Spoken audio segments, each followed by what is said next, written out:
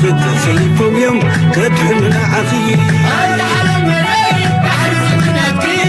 ولكري كان يوم سيفهم يوم كدحمنا عخي تقنا مريض بحرف مناتي ولكري كان يوم كخت سيفهم يوم كدحمنا عخي تقنا مريض بحرف مناتي ولكري كان يوم كخت سيفهم يوم كدحمنا عخي عرق العيسى الذي تتحلي وبعرب بيسى الذي تحري صحن بليسى الذي تمري أبعم بليسى الذي أكلي وارتعينو مقار حوز حالة تتتني بخل قدو خدل لي عرينا من توزى مسكري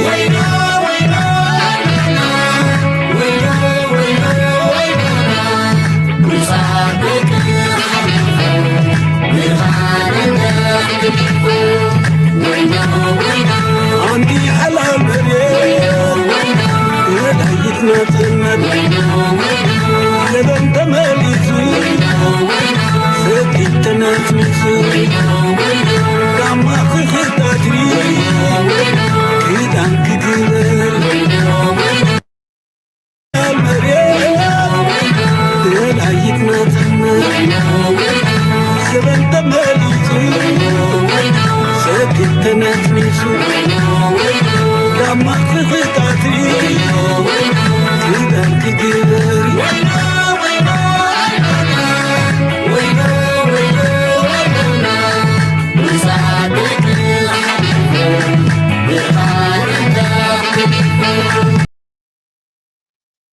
سلام تخطاتلتنا نايز channel كما يتخونوا تبوك تكونوا ناي ووترو تمليتنان بحقنانيو لمون كم ووترو العلا قداس النزلهم زبلنا يوم زيناتات بدرجة عالم بزوبانا كم رمان هاقرنا زملكت حبريتا حزنا لكم متينا لنا كسام موداتا مسانا كتصنحو نخلتي نقبر سرح دما لايك بمقبار شير بمقبار كومنت مسحاب بكله متبعكم كتحجزوا ولا انجوين غيركم ابالات ممبرشيب نايز channel بمخان كتحجزوا بلبي بتعتنا نحطكم يقني الناس لا تخلوا تقبروا لنا دقف دما نايلومي سفع زغونه تنتنا بفلاي دما اب افريكا نزلو سدد حسب زلو دحر عجنا ابزك خير يزبل زلو سب اقداس حبريتا كلويو زعبا قطبنا علمنا لحد ما بزوبانا اقداس معباله سلازلو بكل من قدي نريوكم فتنينا كساب موداتا مسايصنحو مجمريا جن we will start here. Trump says he wants to build a new detention facility at Guantanamo Bay, capable of holding up to 30,000 illegal migrants. He says the military jail, located in Cuba, would, in his words, detain the worst criminal illegal aliens threatening the American people. Well, Sarah Smith is live in Washington for us now. Sarah. Yeah, events move at breakneck speed in Donald Trump's Washington, as well as that surprise announcement about Guantanamo Bay have been visibly any illegal president. انتينا نسمع زلنا زمنا البات نقلقل سبات نزي فلطو سب زقرم حبريتاك خون خليو غوانتانامو زبحال دحري سبتمبر 11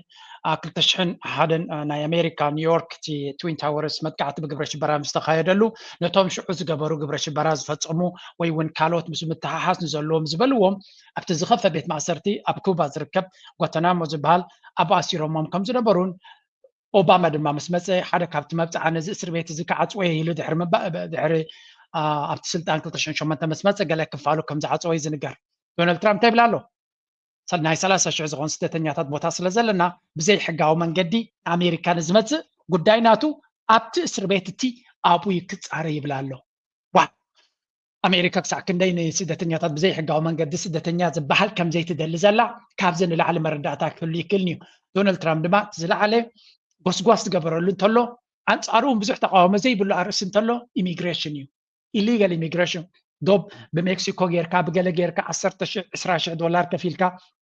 هيوتكا بزح حدا قابصحكا ناب امريكا مزبصحكا كصبيكا زغل عجا انتاي مخانو ازي عجي اتفخرا زغبرو زلي بتكبار كنتاي قبرالو كلتي كتحازلكم سلازدلو قياب زرايو بتكبار تخقبر جميرو لابسلطان كابزمت. Now it looks like illegal immigrants from Latin America and Asia are not the only ones who are on President Donald Trump's radar for deportations from the United States. Several African immigrants may also soon be deported. Now, in a document published by the United States Immigration Office, there are over 1,000 of the illegal immigrants from Africa in the سنتايز بالزلو دونالد ترامب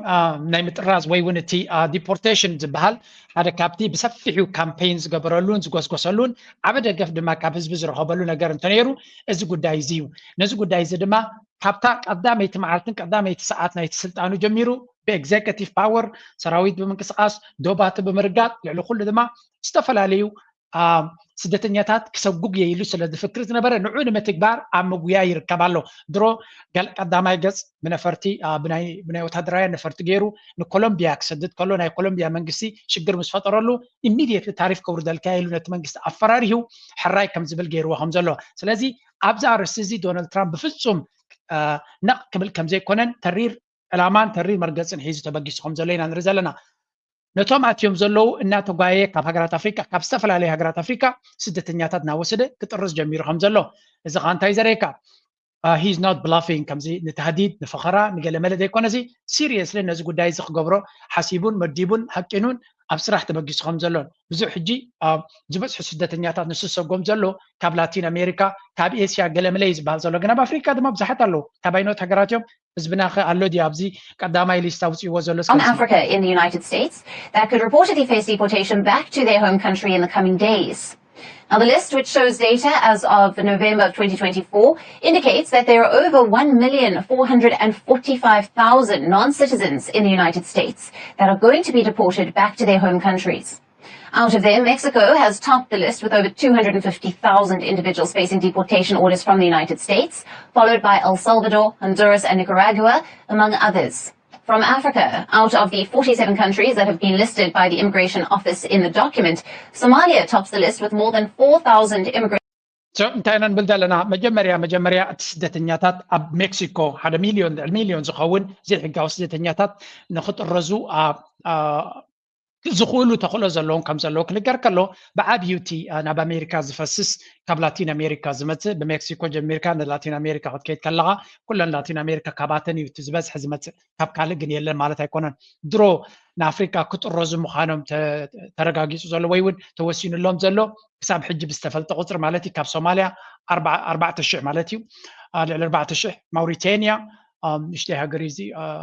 I'm not sure كمان نشتي يكون عندنا في ويسترن إند في أفريقيا زلة زغونة 3 من تميتين نيجيريا 3 دشتميتين تسعة نيجيريا جس عاد زعبي هاجر بس حزب زلوا يجن بمن صرت حزبي كونن تقول داي غانا 3 تميتين فرنسا من تن جيني 20 من تميتين كالوت كمان على تحرير كا تلي استايقظ تلي نتحت جزء تم اليوم تم عبيتي زبز هاجر زلوا كونغلو ኣብዚ ቀፂልና ምስ ንርኢ ኢትዮጵያ ሴኔጋል ላይቤሪያ ሴራሊዮን እናበለ ዝቕፅል ስለዚ ኣብ ጎረቤትና ኢትዮጵያ 713 ትጥረዙ ተመዲብሎም ከም ዘሎ እዩ ዝንገር ዘሎ እዚኦም ሰባት እዚኣቶም ንምንታይ ከምዚ ዝኸውን ዘሎ ኣብ ጎኒ እዚ ዶናልድ ትራምፕ ኣብ ኣሜሪካ ንዘለዉ ስደተኛታት ጥራይ ዘይኮነስ ኣብቲ ሃገራት ኣፍሪካ ዝገብሮ ዝነበረ ሓገዝ እውን ሲግኒፊካንትሊ ኣጉዲልዎ ከም ዘሎ ወይ እውን ጠጠው ኣቢልዎ ከም ዘሎ እዩ ዝንገር ዘሎ ስለዚ ናይ ዶናልድ ትራምፕ መጥቃዕቲ ኣብ ልዕሊ ስደትን ኣብ ልዕሊ ኣፍሪካውያንን ከቢድ ክኸውን ከም ዝኽእልን እዚ ድማ ኣነ ከም ከቢድ ኣይርዮን ኣፍሪካ ብነብሲ ኣነ ክትመሓደር ትዝለዓለ ፑሽ ከም ዘሎን ኣብዚ ሓደ ተስፋኒ ውስ ዝገበሮ ነይሩ ካብ ኤርትራ ከባቢ President Trump's final orders for the deportation of illegal immigrants from United States include 973 Eritreans ካብ ኤርትራ ድማ 973 ዝኾኑ ክህሉ ከም ዝኽእሉ ኢና ንርኢ ዘለና ስለዚ ካብ ኤርትራ ሰባት ናበይ ክጥርዞም ዶናልድ ትራምፕ መዲቡ ደሎ ከምዚ ናይ ኤውሮፓ ኣብ ኤርትራ ዘሎ መንግስቲ ከምዚ ስለ ዝኾነ ኣብ ገለ ዶናልድ ትራምፕ ከምዚ ዝግድሶ መንግስቲ ይኮነን ወይ ከዓ ፕሬዚደንት ይኮነን ዶናልድ ትራምፕ ብፍጹም በዚ ሕግታት ናይ ዓለም ሂውማን ራይትስ ዘገለዶ ዝግድሶ ይኮነን ኣሜሪካ እኮ ይግድሳኒ ነይሩ ካብ ቀደም ግን ምስ ልዩነት ነይርዎም ይቀደም ከምስሉ ይፍትኑ እዮም ከሽኩዑ ይፍትኑ እዮም እምበር ሂውማን ራይትስ ገለመለ ኣብቲ ናቶም ኣጀንዳ ተኮይና ኣይግድሶምኒ ሕጂ ግን ዶናልድ ትራምፕ ብግልፂ ነገራቱ ሕብብ ዳትስ ዋይ ድማ ዶናልድ ትራምፕ ዝፍቶ ካብ ናይ ኣሜሪካ መንግስቲ ፖለቲካ ዝፍለ ፖለቲካ ስለ ዘለዎ ይኮነን ዶናልድ ትራምፕ ብግልፂ ስለ ዝገብሮ እዩ በዓልካ ትፈልጥ እዩ ዝብለካ ሂደ ኣብ ዝጠፋእ እዩ ዝብለካ ናይ ኣሜሪካ ፖለቲካ ብኣፎም ንኡን ሓሊና ሰብኣዊ መሰላት ናይ እንስሳት መሰላት ይብሉ ብድሕሪ መጋረጃ ግን ሓዊ ወሊዖምልካ እናስሓቁ ዋይኖም ዝሰትዩ ሰባት እዮም ስለዚ ዶናልድ ትራምፕ ነቲ ኣሜሪካ ብሕቡእ ትገብሮ ብግልፂ ስለ ዝገብሮ ጥራይ ትፍልል ናቱ እምበር ቅድሚኡ ዝገብርዎ ዝነበሩ ዘይገብርዎ ዝነበሩ ይኮነ ዝገብር ዘሎ ባይ ዘ ወይ ኣብ ታሪክ ናይ ኣሜሪካ ኣብዚ ዝሓለፈ 10 ዓመት ዝበዝሐ ሰብ ዝጠረ ዘመን ይትፈልጡ ዶ كبريزنتات مالتي بفلا let's say أمس حلف 10 عامات مالتي قدامي إذا بس حسب استرزة تسألين بريزنت زبرو باراك أوباما دونالد ترامب كاب كلتشان 16 حساب 10 بزنبر له قدميو أب قدميو زنبر ترم دونالد ترامب أو باراك أوباما اللي دونالد ترامب كم زجبر يذكر بزعبة سدتنيات من دونالد ترامب تزيد أنا زخف أما راح أجرو يوم زقلتوا لذي again ميديا كسا كندي أمريكا بالشفان حدقا نوردلك أبتي قميت متيوم جن حليت خوينهم دنقص خوينهم كماتي دليو دونالد ترامب جن سايك لانيو that's why لما سبد فتوى نتا كلهم أمريكا زقبروا أسعد يوسل زبلان زقبراني ينسو زفتو زياغا كل سبت سبوق يركوا حتى اللي قبا. And the likelihood of deportation come at a time when the Trump administration, which took office earlier this month, has initiated an aggressive immigration enforcement campaign in the United States. President Donald Trump has swiftly enacted sweeping changes to the U.S. immigration policy. ስለዚህ ኣብቲ ናይ ኢሚግሬሽን ሕጊ ናይ ኣሜሪካ ዓብይ ለውጢ ክገብር ምዃኑ ወላቲ ናሽናሊቲ ብበርት ሓደ ቆልዓ ኣብ ኣሜሪካ እንተተወሊዱ ኣሜሪካዊ ክኸውን ኣለዎ ዝብል ኣብ ቅዋም ናቶም ሰፊሩ ዘሎ ንዑ ክቕይሮ ይፅዕር ከም ዘሎ እዚ ክኸውን ከም ዘይክእልን ነዚ ከጥፎየ ዝብል ዘሎ ኣነ ዝገረመኒ ግን እዚ ብቅድሚት ዘምፃኽልኩም illegal aliens threatening the American people. Well, Sarah Smith is live in Washington for us now. In Donald Trump's Washington, as well as that surprise announcement about Guantanamo Bay, we've seen his controversial choice for Health Secretary, Robert Kennedy Jr., being quizzed by senators, and President Trump signed his first piece of legislation, a bill that means any illegal immigrants accused of crimes must be deported. Immigration rates. ካልእ ድማ እንታይ ዝብል ዘሎ ዶናልድ ትራምፕ ተሪር ሕጊ ክህልዎ ጥራይ ዘይኮነስ ዝኾነ ዘይሕጋዊ ስደተኛ ወይ እውን ስደተኛ መፅዩ ኣብ ዓድና ገበን ዝፈፀመ ብቐጥታ ክጥረስ ከም ዘለዎ እዩ ዝብል ዘሎ ስለዚ ገበን ዝፍፅም ዝነበረ ዝኾነ ይኹን ፀገም ዝፍፅም ዝነበረ ሰብ ሓደጋ ክወርዶ ምዃኑ ዶናልድ ትራምፕ ድማ ነዚ ንምግባር ድሕር ዝብል መራሒ ከም ዘይኮነ ኢና ንርኢ ዘለና እዛ ኩላ ንኤርትራዊ ትብድል ዝነበረት እውን ሓደጋ ናይዚ ከጋጥማ ምዃኑ ጉዳይ ናይቶም ኣብ ፌስቲቫላትን ገለመለን ብዙሕ ሽግር ዝፈጥሩ ዝነበሩ حجي تجمر دول كيس ناتهم that's a big problem for them كلام تجمر نيرو اب زمن جو بايدن من البات عدل مرحب نيرهم تقول دايم حجي تقبلهم حجي ببيت فرد تترغاغيصو ناي متراس صقمون كغاطمون كم زخونينا We have 30,000 beds in Guantanamo to detain the worst criminal illegal aliens threatening the American people. Some of them are so bad we don't even trust the countries to hold them because we don't want them coming back, so we're going to send them out to Guantanamo. This will double our capacity immediately, right? And tough. That's a tough place to get out of. Other detainees have already. So Donald Trump confident ኮይኑ ኣብ ቅድሚ ህዝቢ ዝዛረብ ዘሎ እንታይ ዝብል ዘሎ ናብቲ ጓንታናሞ ዝበሃል ኣብ ሃገርና ብዘይ ሕጋዊ መንገዲ ዝመፀ እንታይ ዓይነት ገበና ኣለዎም እንታይ ዓይነት ፀገም ኣለዎም ኣይንፈልጥን ኢና ኣብ ደሴትዩ ካብዚ ቦታ እዚ ብፍፁም ክወፅእ ዝኽእል ሰብ የለን ክሃድም ዝኽእል ሰብ የለን ገለ ክገብር ዝኽእል የለን እቲ ኩሉ እቲ ካብ ኩሉ ዝሕዝን ኣብዚ ጉዳይ እዚ ከም ገለ ኢሉ እቲ ጉዳይ ካቶ ተሸንኪሩ ንሓዋሩ ኣብ ደሴት ተኣሲርካ ክትነብር ኢኻ ንሓዋሩ ምክንያቱ እቲ ቦታ እቲ ነቲ ዝኸፈ ገበን ዝፈፀሙ ኣብ ኣሜሪካ ግብረ ሽበራ ንዝፈፀሙ ዝኣስርሉ ዝነበሩ ቦታ እዩ ሽሙ ክፉእ ትርኢቱ ክፉእ ኩሉ ታሪክ ናቱን ዛንታ ናቱን ድማ ክፉእ እዩ እቲ ቦታ እቲ ስለዚ ዶናልድ ትራምፕ ኦባማ ኣብ ተቐዳመይቲ መፅሓፉ ሓደ ካብቲ ዝዓበየ ዝገበርክዎ እንተሎ ነዚ እስር ቤት እዚ ምዕፃወየ ኢሉ ኣብቲ መፅሓፉ ስፊርዎ ነይሩ እቲ ዝኸፈ ድማ ዶናልድ ትራምፕ ከፊቱ ነቶም ገበን ዝፈፀሙ ዘይኮነስ ብዘይ ሕጋዊ ናብ ኣሜሪካ ዝመፁ ክሳብ 30,000 ቦታ ክሕዝ ስለ ዝኽእል ናብኡ ክንወስድ ኢና እዩ ዝብል ዘሎ ስለዚ ካብ ሕጂ ናብ ስደትን ናብ ካልእን ትብገስ ዘለኻ that's why ብቅድሚት ኣምፅዮ ዘለኹ እዚ ብዝበለፀ ክርዳእና ክኽእል ኣሎ ኣሜሪካ ለንቀነ ኣገዳሲ ሓበሬታ እውን ካልእ ክወፅእ ጀሚሩ ኣሎ እዚያስ ከስምዕዋ Some critics who say that Ms. Gabbard has unconventional views. No doubt she has some unconventional views, like her criticism of Barack Obama's regime change interventions in Egypt and Libya. But guess what? I opposed the disastrous interventions in Egypt and Libya as well. Mubarak was a longtime American partner, and Egypt was a linchpin of our security system. ብዛዕባ እንታይ እዩ ዝዝረብ ዘሎ እዚኣ ትሪእዋ ዘለኹም ቱልሲ ገባርድ እያ ትበሃል ናይ ኩሉ ስለያዊ መርበባት ናይ ኣሜሪካ ሓላፊት ክትከውን እያ FBI ድዩ NSA ዝብሎ ናሽናል ሴኩሪቲ ናሽናል ኢንተሊጀንስ ገለ ዝብሎ ድዩ CIA ድዩ ብምሎም ተኣኪቦም ኣብቲ ትሕቲ ናይዚያ ስልጣን እዮም ክወርዱ ዶናልድ ትራምፕ ነዚያ ረቑሕዋ ኣሎ እዛ ሰብ እዚኣ ድማ እቲ ስለያዊ መርበባት ከም ሸይጣን ዝፀልኣ እዚኣ ኣብ ስልጣን ንኸይትመፅእ ድማ ኩሉ ዓይነት ዝገብሩ ዝነበሩ እዮም እንትኾነ ናብቲ ስልጣን ክትመፅእ ከም ትኽእል እዩ ዝንገር ዘሎ ሓደ ነገር ኣብዚ ኣብ ኣሜሪካ ክርዳእና ዘሎ ምስጢር ናይ መንግስቲ ኣሜሪካ أبسحت جزية خات سما هذا كابو زي congressional hearing ويكا senate hearing زبحال الله أتي حدش سبك ما تقولون أب سلطان كليب تقينو أبقد نسبي بتوم كونغرس ويون بتوم سنة سلازحتت بتوم سنة دماء كبير حتوتاتنا بنت بوجن ريبابليكاني ما تقول توم ديمقراطس جودون ولا جودون ساب زوجي يوم تزاربوا بتحدد ما كمو أكمزة عينة كرفز دماء تحقق شعيز واتس أجزية من الرجال أجزية كمزي وانا يتحققنا أمريكا بفلاي تجود قبر ودواتس أبزي لأنك أنا زقبر زلوا دماء بتعنا يخون بسلة عمر ببعض بسح جودي وسي زلوا حجي إذا سبزيا نزيا سبزيا كلاخل حدا ناي ريبابليكان سناتر زبالو سمعونا إذا خاطي chairman نايتي سلة عمر ببعض ونيو سمعون تايب الأبزي. That Ms. Gabbard has unconventional views. No doubt she has some unconventional views, like her criticism of Barack Obama's regime change interventions in Egypt and Libya. So إذا سبزيا إذا نسليات ترقي حزن لاسب بتوم ديمقراطس كم حسم تقاومه بتسلياوي مربباتنا أمريكا كم حسم تقاومه يقاتي مانيرو بزحت كابوم دما لأختنا كالوتيا ناي بوتين يادو ناي مقابريا ناي استفلاليا نابلو كقعش شو لا يمزفتنو نساقن صنع زخونة مرقتي زلوا نسا أمريكا تسلياو مربباتنا أمريكا حدا كابت حدا جنيا كايدا زغبر زنبرة نا أمريكا أبزيت دوليو قداي توا خمس زنبرة أبزبنا دون باراك أوباما ديمقراطيا نيرا نسا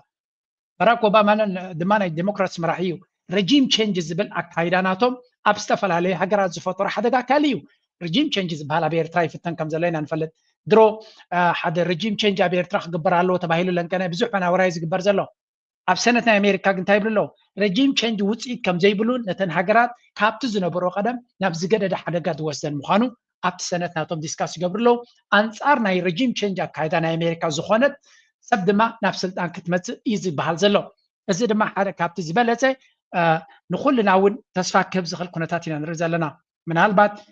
إذا سبزيا أبسلت أنت مزيا رجيم تشينجز بحال ويقول من قصنا مغيارنا معلاو كأن تلوخو أب أمريكا بمني زكاين دحرينا بستيت ديبارتمنت تراي يكون بتوم سي اي بتوم مدبراتنا يسلاي زقبر نساتهم يوم استفل عليه عينت من جهات دقبر شعوت بوليسي بتستيت ديبارتمنت دما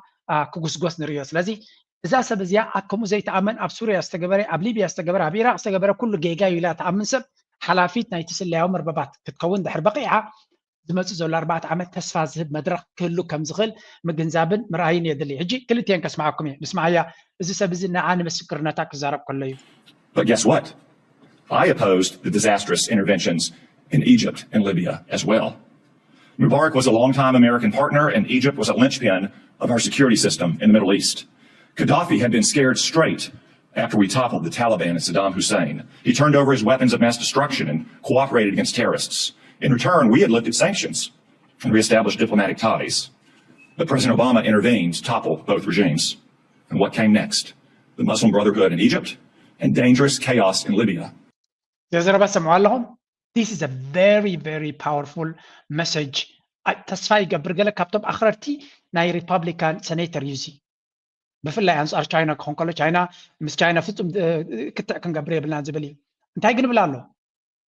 إزي ناي رجيم تشينج بوليسي حدا كابتوم حدا قنيا سألين بريزنت ناي أمريكا تباهيلو زرقوح حدا قنيا نافريكا زنبرا مراهي باراك أوباما يو انتاي بلالو كلت أقد أستر رجيم تشينج جيرو أبزيد اللي بوتاي بلالو أب قبت رجيم تشينج استقبره بمن قدمت حسني مبارك نسلاسة عمتات زخون بس أمريكا بقارة بعد سرح زنبره بسبق زقلقل الناس زنبره نعوك أيرنا تاي متيلو أنصارنا ربحنا أمريكا زخونة كابتوم إسلام براذرهود إسلام براذرهود ولا جلز بحالو كابوم متيو كم بحدش كعلاي رجيم تشينج كيرومي من على سيسام تيومو قبل ليبيا دما غدافي ولا أنصارنا تخونه مسانا دحرتي قبل علي صدام حسين زقبرنا سلة مهري أصوارات في مسانا بسبوق خينيرو جدال علنالو أبسبوق درجة خلنا حدا جنيا طلع ناي دونالد ناي باراك أوباما زفترو ليبيا لو مزلاتو درجة ما نمز مني سبا يكونن سلازي أنا بقول لي رجيم تشينج بأمريكا زخيت حدا جنيا دامبر وتسي دمس أيكونن يزبل زلو. This is a very powerful statement. نمانك كلا خلي خمس بنزلو نزل رجيم تشينجز بها زي تدقف سب أبتح حلافيتنا كل شيء يوم ربابات تكون ديمقراط ريبابليكان دما أبت سنة زل على إيدي زلوا مبزوانزي سلازي زي أبيرترا كم كروا وين كم زهجي حشوية زبلوا زلوا تبتقام تنقلن completely بوليسنا دونالد ترامب نبي قصك خي كم زخلينا نرزالنا سلازي this is going to be من الوقت بقفهم كون غلياب تكبار تك كون خلقن اتحسب أبسلت أنت مثل زلا ኣብ ፑቲን ዝተገበረ ኣብ ኣሳድ ዝተገበረ ኣብ ገዳፊ ዝተገበረ ኣብ ሰዳም ሕሴን ዝተገበረ ኩሉ ጌጋ ምዃኑ እተኣምን ሰብ እያ ካብ ኣፋ ክንሰምዓ ኢና ድሓን ከተሓሓዘልኩም እንታን ኣብዚ ሓደ ዴሞክራት ብተሪር ተዛሪብዋ ነይሩ Repeatedly, they did it in public, they did it at the United Nations. In 2016, you gave an interview in which you said, and this is a quote, "The U.S. is providing direct and indirect support to terrorist groups in order to overthrow the Syrian government." And in 2019, on the Democratic presidential debate stage, you said of President Trump, this is a quote, "This current president is continuing to betray us. We were supposed to be going after al-Qaeda, but over years now, not only have we not gone after al-Qaeda, our president is supporting al-Qaeda." So I'm interested to hear, what was your goal? ክልተ ሕቶ ሓቲትዋ ኣሎ እዛ ሰብ እዚኣ ካብ ቀደም ጀሚራ ናይ ዲሞክራትስያ ነይራ ንፕሬዚደንትነት እውን ፈቲና ነይራ እያ ኣብቲ ግዜ እቲ ብተደጋጋሚ ትዛረቦ መንግስታት ንምቕያር መንግስቲ ኣሜሪካ ምስቶም አልቃዒዳ ዝበሃሉ ግብረ ሽበራውያን ሓይልታት ኣብ ሓደ ዓራት ደቂሱ ምስኣቶም ይሰርሕ ከም ዘሎን እቶም ንሳ ንባዕላ ናይ ሙሉእ ህይወታ ካብ ንእስነታ ጀሚራ ወታደር ዝነበረት እያ ስለዚ ህይወታ ሙሉእ ዝወፈየትሉ ውትድርና መበገስናቱ ካብ ኣፋ ስምዕዋ ሕጂ ስለምንታይ ከምዚ ኢልኪ ነቶም ዲክታተራት ናደገፍኪ መንግስቲ ኣሜሪካ ዝኽተሎ ዝነበረ ፖሊሲ ግን አንጻሩ ተዛረብ ነይር እንታይ ዕላማ እዩ ኢሉ ዝሓታ ዘሎ መልስናታ ክሰምዑ in saying these things, and did you consider before saying them the motives of Iran and Russia, what their motives might have been before making these claims? Senator, as someone who enlisted in the military specifically because of Al-Qaeda's terrorist attack on 9/11 and committing myself and my life to doing what I could to defeat these terrorists, it was shocking and a betrayal to me and every person who was killed on 9/11, their families and my brothers and sisters in uniform. When as a member of Congress, I learned about President Obama's ወታደርና ኣሜሪካ ዝነበረት ብውትድርና ጌራ ኣብ ኢራቅ ዝተሳተፈት ገለያ ቡጌራ ድማ ኮሎኔል ከማን ክገርመኩም ወታደራዊ ማዕረግናታ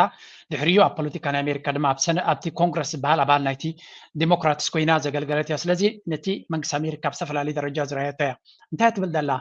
ኣነ ወታደር ናይ ኣሜሪካ ክኸውን ዝመረፅኩ ብሰንክቲ ኣብ ልዕሊ ሲቪላውያን ህዝቢ በልቃዒዳ ዝተፈፀመ መጥቃዕቲ ኣብ ኒውዮርክ ብኡ ዝተቐተሉ ሰባትን ህይወተይ ነቲ ውትድርና ዝወፈኹ ከምኡ እዩ ስለዚ ዝኾነ ይኹን ፖለቲከኛ ናይ ኣሜሪካ ምዝዮም ግብረ ሽበራ እዚኦም ክሰርሕ ክርኢ ከለኹ ምሕረት የብለይን ብዘይገድስ በይናይ ወገን ናይቲ ፖለቲካ እዩ ዘሎ እያ ትብል ዘላ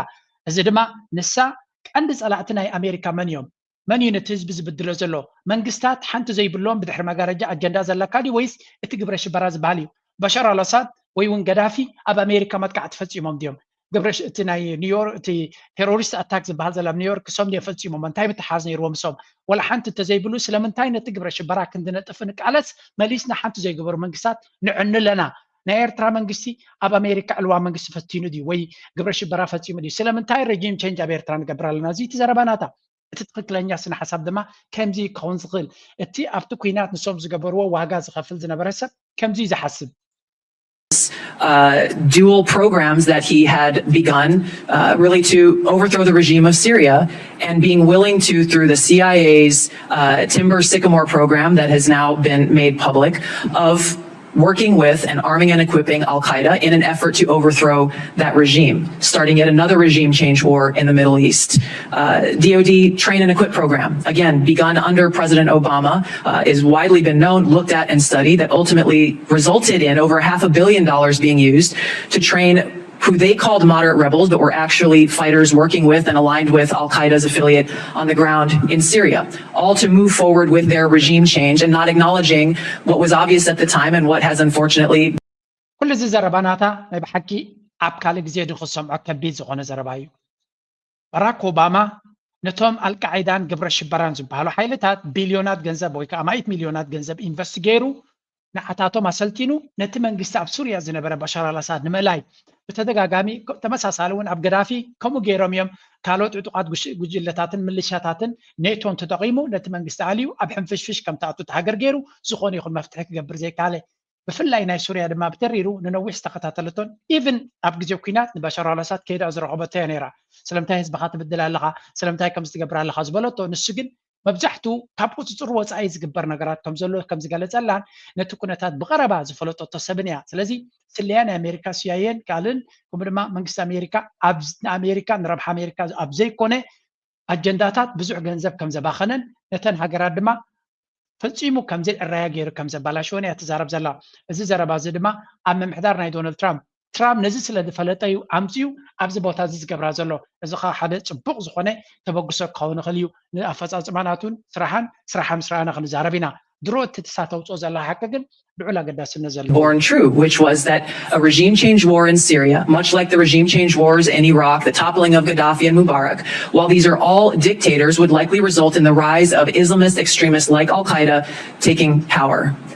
I shed no tears for the fall of the Assad regime, but today we have an Islamist extremist who is now in charge of Syria, as I said, who danced on the streets to celebrate the 9/11 attack, who ruled over Idlib with an Islamist extremist government. ናይዞም ኩሎም ረጂም ቼንጅ ኢልና ዝገበርናዮ ኣብ ኢራቅ ይኹን ንሰዳም ሕሴን ኣብ ሊብያ ንገዳፊ ኣብ ሱርያ ንበሻር አልአሳድ ዝገበርናዮ ኣብ ግብፂ እውን እንትኾነ ነቲ ሑስኒ ምባረክ ምስ ኣለና እንታይ ዓይነት መንግስቲ ኣብ ቦትኦም መፅኡ ትሕተ ኢላ ኣብ ኩሎም ግብረ ሽበራ እውን ሓደገኛ መንግስቲ ይመፅኡ ኢላ ኣብ ሱርያ ድሕሪ እዚ ኩሉ ንበሻር አልአሳድ ኣሊና ኢልና ሓደ ግብረ ሽበራ ብናይ ኣሜሪካ ስለያ 10 ሚልዮን ተቐቲልኩም ኢሎም ዝገበርዎ ክሳብ ሕጂ ኣብ ዌብሳይቶም ዘሎ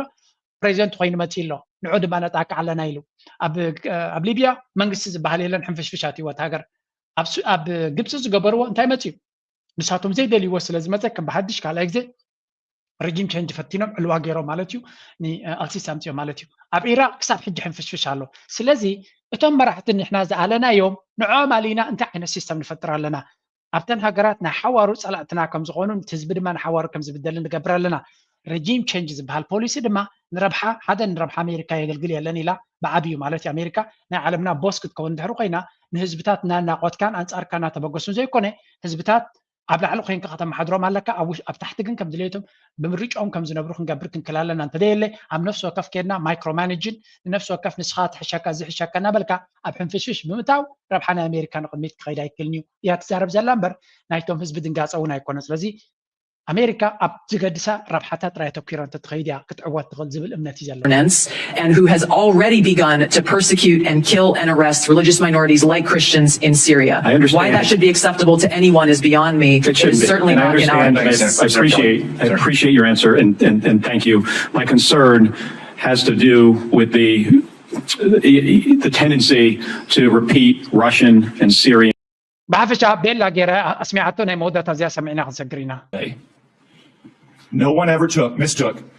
Mubarak or Gaddafi as the little sisters of the poor. But let's not kid ourselves. The world is a dangerous place, not a church picnic. Ms. Gabbard understands this, which is why she also saw the problem with regime change interventions in these places. The vast number of governments throughout history and still today are not democratic. We may wish it were different and we can work to improve it, but that's the way the world is. If we only befriended nations that shared our system of government and our social and cultural sensibilities, well, we wouldn't have many friends. In a fallen world, we have to take our friends where we find them. No question, stable democracies make the most stable friends, but what matters in the end is less whether a country is democratic or non-democratic, and more whether the country is pro-American or anti-American. So, እዚኣ ተዘረባ መወዳእታ ኣብዚ ዓለምና ዝተፈላለዩ ዓይነት ኣካይዳ እዩ ዘሎ ኢሉ ዓለምና ሓደገኛ ቦታ እዩ ከምዚ ኣብ ጀርዲን ትዘሮ ዘለካ ፒክኒክ ኣይኮነን ይብል ኣሎ እጂ ዝተፈላለዩ ዓይነት መራሕቲ ኣለዉ ገዳፊ ይኹን ሰዳም ሕሴን ቅዱሳት እዮም ነይሮም ብሩኻት ነይሮም ኣይኮና ንብል ዘለና ኢሉ ከምኡ ዝበሃል የለን ወርልድ ኢዝ ደንጀረስ ፕሌስ ይብል ኣሎ ብሓፈሻ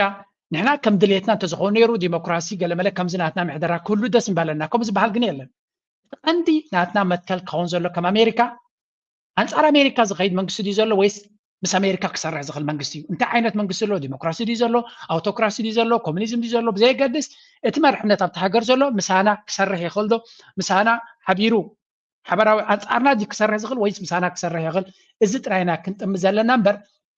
ዲሞክራሲ ከነምፅ ኢልና ኢና ገለ ኢልካ ኣብ ውሽጢ ዓዲ ብፍላይ ሕጂ ግብፂ ምስኦም እናሰርሐ ከሎ ዝተጣልዕዎ እዩ ገዳፊ እውን እንተኾነ ምስኦም ክሰርሕ ፀገም ኣይነበሮን ኣሜሪካ ከይዱ ኣብ ኒውዮርክ ተዛሪበን የሪሽዑ ስለዚ እቲ ንገብሮ ዝነበርና ዕንደራ እዚ ሕጂ ዘለናዮ ውፅኢት ፈጢርና ኣሎ ብድሕሪ ሕጂ ድማ ከምኡ እንተቐፂልና እቲ ዕንደራ ክቕፅል እዩ ብዝብል መደምደምታ ፅቡቅ ዝኾነ መደምደምታ ኣነ ይሆብ ኣብ ከምዚ ደረጃ ነዚያ ሰብ እዚኣ ኣብ ስለያዊ መርበባት ሓላፊ እንተኮይኑ ኩነታት ክዕረ ከም ዝኽእልን ዓንዳር ኣካይዳ ድማ ገደብ ክህልዎ ከም ዝኽእል ኢና ንርኢ ዘለና በዓል ማይክል ሩብን ዝገብርዎ ዘለዉ ድማ ካልእ ኣርእስቲ ክኸውን ይኽእል እዩ ንእሽተይ ሰሚዕና ናብ ኤሮፓ ክሰግር የሽዑ I'll confess that those views may be somewhat unconventional, but look at where conventional thinking has got us. Maybe Washington could use a little more unconventional thinking. እዚ ድማ ካብቲ ንቡር ንሕና ንፈልጦ ወፃኢ ክኸውን ይኽእል ኢሉ እቲ ንሕና ንፈልጦ ኣካይዳ ኣበይ ኣብፅሒና ኣሎ እንታይ ዓይነት ዓለም ፈጢርና ኣለና ምናልባት ካብቲ ንሕና ንደልዮ ወፃኢ ዝሓስቡ ሰባት ናይ ግድን የድልዩና ስለዚ እዚኣ ሰብ እዚኣ ድማ አንኮንቨንሽናል ካብቲ ልሙድ ውፅእ ዝበለ ተሓሳስባ ዘለዋ ስለዝኾነት ምናልባት ካብዚ ዘለናዮ መድረክ ንክንወፅእ ተኮይና ሓድሽ ፈቲናዮ ዘይንፈልጥ ኣካይዳ ከድልየና እዩ እናበለ ፅቡቅ ዝኾነ መዛዘመ ገይሩላ ኣሎ ናይ ብሓቂ ፅቡቅቲ ዝኾነ ትምህርትን ኣገዳሲ ሓበሬታ እናርኢና ዘለና ተስፋ ንገብር እዚ ነገራት እዚ ነቲ ፖሊሲ ናይ ኣሜሪካ ሼፕ ክገብሮ ኔክስት ቶፒክ Well, the EU is proposing a plan to make its economy more competitive. It wants to make the bloc more business-friendly amid fears that its industries could fall behind the United States and China on the global stage. But some are worried the new strategy could have negative consequences. ኤሮፓ መቸም ብቁጠባ ኣብ ሓደጋ ወዲቑ ከም ዘሎን ካብዚ ዘለዎ ንክወፅእ ድማ ብዙሕ ስራሕ ከድልዮ ምዃኑ ብኩሉ ብየማንን ፀጋምን ዝዝረብ ዘሎ ናይ መዓልታዊ ተርእዮ እዩ ኤሮፓ ካብዚ ንክወፅእ ብፍላይ ብቁጠባ ኮምፔቲቲቭነስ ናቱ ንምሕያል ብዙሕ ተበግሶታት ክገብር ናይ ግድን ግዴታ ከም ዘለዎ ይዝረብ ኣሎ ነዚ ንምውሳድ ድማ ሓድሽ ተበግሶ ይበግስ ኣሎ እንታይ እዩ high energy costs, over regulation, lengthy procedures. All these factors make it hard for European businesses to compete, says business representative Markus Beirer. And you can basically see that the investment in the last years has not gone, and a lot of the investment has gone elsewhere, has gone to Asia, has gone to the US, and this is a trend we need to reverse. When it comes to GDP, the EU has for many years ኤሮፓ እንታይ እዮም ዝብሉ ዘለዉ ኣብዘን ዝሓለፈ ዓመታት ኤሮፓ ኮምፔቲቲቭነስ ናይ ተወዳዳርነት ዓቕማ እናከሰረት ትኸይድ ከም ዘላን ንታሕቲ ትወርድ ከም ዘላን እቲ ኢንቨስትመንት ድማ ናብ ኤሮፓ ደይኮነስ ካብ ኤሮፓ ናብ ካልኦት ፕላኔት ኮንቲነንትስ ይኸይድ ከም ዘሎ ብፍላይ ናብ ኣሜሪካ ከምኡ ድማ ናብ ቻይና ይኸይድ ከም ዘሎ ናብ ካልእ ቦታታት እውን ኤስያ ይኸይድ ከም ዘሎ ስለዚ ኤሮፓ ብዝቐልጠፈ ገለ ነገር ክገብሩ ተዘይክኢሎም ቀስ ብቐስ ናብ ሞት ገጾም ይኸዱ ከም ዝነበሩን ንኣብነት ቻርት ረይዎ ክሳብ 2000 ጀሚሩ ክሳብ 2008 ኣገለ ፖይንት ድማ ብፍላይ ከባቢ 2007 ቁጠባ ናይ ኤሮፓ ንናይ ኣሜሪካ ቀዲሞ ከም ዝነበረን ካብ 2008 ጀሚሩ ግን ረይዎ ከመይ ኢሉ ናይ ኣሜሪካ ይኸይድ ኣሎ ናይ ኤሮፓ ግን ኣከመይ ዝበለ ደረጃ ወዲቑ ከም ዘሎ ኢና ንርኢ ዘለና በንፃሩ ናይ ቻይና ረይዎ ኣበይ ነይሩ ኣብ 2000 ኮምፕሊት ታሕቲ ዝነበረ ኣርኪቡ ንናይ ቁጠባ ናይ ኤሮፓ ኣርኪቡ ሓሊፎ ከም ዘሎ እዩ ዝነገር ግን ኣገለገሊ ድማ ክንዲኡ ኣሎ ይብሉ ስለዚ ብሓፈሻ ከምዚ ንሪኦ ዘለና ኤሮፓ losing ground ልዕሊ ኩሉ ግን ኣብቲ ናይ ቴክኖሎጂ ዓውዲ ኮምፕሊትሊ ከምዘየለዉ ብዚያ ስምዕዎ ምንጭ The US leads globally in big tech companies, and China is beating Europe in the production of electric vehicles. In Brussels, they are aware of this. The problem is not that we lack smart people, and we don't lack certainly good ideas, but there are too many barriers to commercializing innovations and scaling them back. ኣብ ቴክኖሎጂ ሴክተር ከምኡ ድማ ኣብ ኤሌክትሪክ ሴክተር ኣብ መብዛሕትኡ ሴክተርስ ኤሮፓ ተቐዲማ ከም ዘላን ኣብዚ እዋን እዚ ኤሮፓ ሓደ ድራማቲክ ለውጢ እንተዘይገይራ ድማ ሰርቫይቭ ክትገብር የብላ ኣይትኽእልን እያ ኣብ ዝመፅእ ዘሎ ዓመታት ዝብል ዘረባ ኣሎ በዚ ዝተመርኮሰ ናይ ኤሮፓ ሕብረት ፕሬዚደንት ናይቲ ኮሚሽን ዝበለቶ by weaknesses. And if you take it in a nutshell, over the last 20 to 25 years, our business model has basically relied on cheap labor from China, presumably cheap energy from Russia, and partially outsourcing security and security investment. That will tell exactly. ዝሓለፈ 15 ዓመታት ተሪና እዚ ኩሉ ቁጠባዊ ምዕባለን ሃብትናትናን እቲ ቢዝነስ ሞዴል ናይ ኤሮፓ ምንታይ ዝምርኮስ ነይሩ ሕሱር ነዳዲ ካብ ራሻ ክትዛረበሉ ትደልን እያ ኣንፃሩ ከይዳ ናይ ኤሮፓ ሓደጋ ውዲቓትሉ ዘላ ሰብ ስለ ዝኾነት ዝሓሰረ ኤነርጂን ፀዓትን ካብ ራሻ ሕሱር ጉልበትን ኢንዱስትሪን ካልእን ፍርያትን ዕዳጋን ናይ ቻይና ሴኪሪቲ ናትና ድማ ናብ ኣሜሪካ ዝተፀጋዒ ነይሩ ሰለስቲኦም ድማ የለውን ሎሚ ስለዚ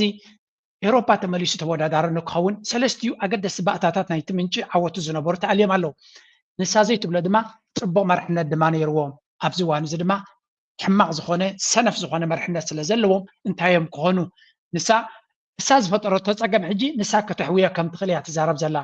These days are gone. And we see that today Europe continues to lag behind the United States and China in productivity growth. And we must fix our weaknesses to regain competitiveness. This is why in preparation during my last term, at the end of my last term, in preparation of a potential second term, I asked Mario Draghi to write his report on the competitiveness of the European Union. The report is exactly what we needed. It's a very clear-eyed assessment with a set of excellent recommendations. And the competitiveness compass we agreed on today in the college is basically So እንታይ ትብል ዘላ እቲ ፀገም እናሳዕረረ ናብ ጎቦ ገጹ ክሳብ ዝድይብ ኣብ ትሕቲ መርሕነታ ከም ዘይነበረ ኣብ ሓድሽ መርሕነት ከም ትምረፅ ፈሊጥታ ከም ዝነበረት ኣብቲ መወዳእታ ናይ ዝሓለፈ 5 ዓመታተይ ንሓብሓብ ሓድሽ ክመፅእ ከለኹ ንማሪዮ ድራጊ መፅናዕቲ ክገብረልና ሓቲተየ ነይረ እቲ ዝሃበና ውፅኢትን ገለመለን ድማ ብጣዕሚ ፅቡቅ እዩ ከትሕናና ዝኽእል እያ ትብል ዘላ ተፅበ ነይረ ክሳብ ሕጂ እንድሕሪ እቲ ዝበሎ ወላ ሓንቲ ፍሉይ ነገር የብሉን ቢሮክራሲ ሬጉሌሽንስ ሕግታት ኣብ ርእሲ ሕግታት ከምኡ ድማ ፀረ ቢዝነስ ዝኾነ ኣካይዳ ክሳብ ዘይገደፍናዮ ክንዕወት ኣይንኽእልና ኢልዋ እዚ ድማ ካብ ቀደም ዝፍለጥ ፀገም ናይ ኤውሮጳዊ ሕብረት እዩ ነይሩ ኩሉ ሰብ ድማ ነጊርዎም ነይሩ ሓድሽ ነገር ኣይኮነን ዘሎ ክሳብ ሕጂ ድማ ዝገበረቶ የብላን ኣኼባ ኣብ ርእሲ ኣኼባ ኮንፈረንስ ኣብ ርእሲ ኮንፈረንስ ቢሮክራሲ እናብዝሐት ግዜ ጥራይ ትቐትል ዘላ እምበር ዝኾነ ነገር ክትገብር ኣይትኽእልን እያ ፀገም ናይ ኤውሮጳ ናይ ኤነርጂ ሕቶ እዩ ናይ ኤነርጂ ሕቶ ድማ ዝኾነ ይኹን መፍትሒ ኣይፈጠረትን ኣላ ብኸመይ ክሓውዝ ዝኽእል ፀገም ስለዚ ኣገይን እዛ ሰብ እዚኣ ነቲ ፀገም እንደምንታይ ትደራርበላ ክትፈትሖ ክሳብ ዘይከኣለት ኣብ ኤውሮጳ ለውጢ ክመፅእ ኣይክእልኒ እቶም ቢዝነስስ እንታይ ይብሉ ኣለዉ ስምዕዎም ኣብያት ናቶም ክሰምዑ ምናልባት Je reviens des USA, comme vous l'avez très gentiment noté, et que j'ai pu voir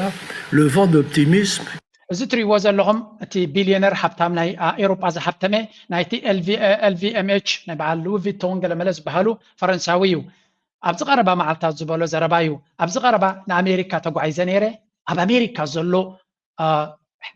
ሓያል መንፈስ ኦፕቲሚዝም ተስፍውነትን ገለመለን ገሪምኒ እዩ ነፍሲ ወከፍ ቢዝነስ ዘሎ ኣብ ኣሜሪካ ኢንቨስት ክገብር ይጓየሎ ተስፋ ዝህብ መንግስቲ ድማ ታክስ ከጉድለልኩም እየ ገለ ክገብረልኩም እየ እናበለ ብዙሕ ተስፋታት ሂቦም ኣሎ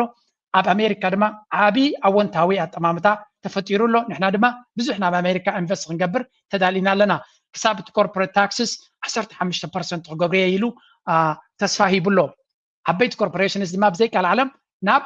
ኣሜሪካ ይጎዩ ኣለዉ ኤውሮጳ እንታይ ንገብር ኣለና ብፍላይ ንፈረንሳይ ዝዛረብ ዘሎ ስምዑ ኣብዚ ክመፅእ ከለኹ ግን እንታይ እዩ ዝበሃል ዘሎ ብፍፁም ፀረ ቢዝነስ ዝኾነ ሰብ ኢንቨስት ክገብር ከም ዘይክእል ተስፋ ከቑርፅ ዝኽእል ታክስ ካብድዎ ምዃኖምን ንኮርፖሬሽንስ ክሓንቅዎም ምዃኖምን እዮም ዝዛረቡ ዘለዉ ስለዚ ኣንሕና ከም ፈረንሳውያን ኣብ ኣሜሪካ ኢንቨስት ንክንገብር ኣብ ኒውዮርክ ኢንቨስት ክንገብር ዳኣ እምበር ኣብ ኤውሮጳ ኢንቨስት ንክንገብር ዘተባብዕ ጉዳይ የብልናን ይብሎም ኣሎ ስለዚ እቲ ዝበለፀ ዕድል ኣብ ኣሜሪካ ከም ዘሎን ዝኾነ ኮርፖሬሽን ሃብታም ድማ እንድሕሪ ኣብ ቢዝነስ ተመርኪሱ ዝሓስብ ተኮይኑ ኣብ ኤውሮጳ ኣብ ፈረንሳ ኣብ ጀርመን ኢንቨስት ክገብር ኣይክእልን እዩ 4% ታክስ ንካምፓኒታት 45% ታክስ ክንገብረልኩም ኢና እናበልካና እንታይ ክገብር እዩ ሰብ ኣብዚ ኢንቨስት ክገብረልኩም ሰብ ናብቲ ዝያዳ ዕድመ ዝግበረሉ ቦታ ከይዲ ኢንቨስት ዝገብር እናበለ ቦምብ ሼል ዝኾነ ዘረባ የስምዖም ኣሎ መራሕቲ ናይ ኤውሮጳ ግን ነዚ ይሰምዕዎን እዮም ምክንያቱ ታክስ ጌርካ ገንዘብ ክትረክብ እሞ ገለመለ እዮም ዝብሉ ዘለዉ ኣብ ዓለም ኣብዚ ሕጂ ዘለናዮ መድረክ ዘየለ ማለት እዩ so again this is going to kill ንኤውሮጳ ቀስ ብቀስ ክቐትላ ዝኽእል ምዃኑ እዩ ዝንገር ዘሎ ኤውሮጳ ዘለኹም please be careful every business person ንኤውሮጳ መጠንቀቕታ ሂቦም ኣሎ እቲ ኣብ ኤውሮጳ ዘሎ መርሕነት ድማ ነቲ ዘሎ ሽግር ክፈትሖ ዝኽእል ከም ዘይኮነ ደጊሙ ደጋጊሙ የነፅር ኣሎ ናብ ኣፍሪካ ስግር ኢልና ብክልተ መንገዲ ናይ ኣፍሪካ ክንሪኦ እንዲና መጀመርያ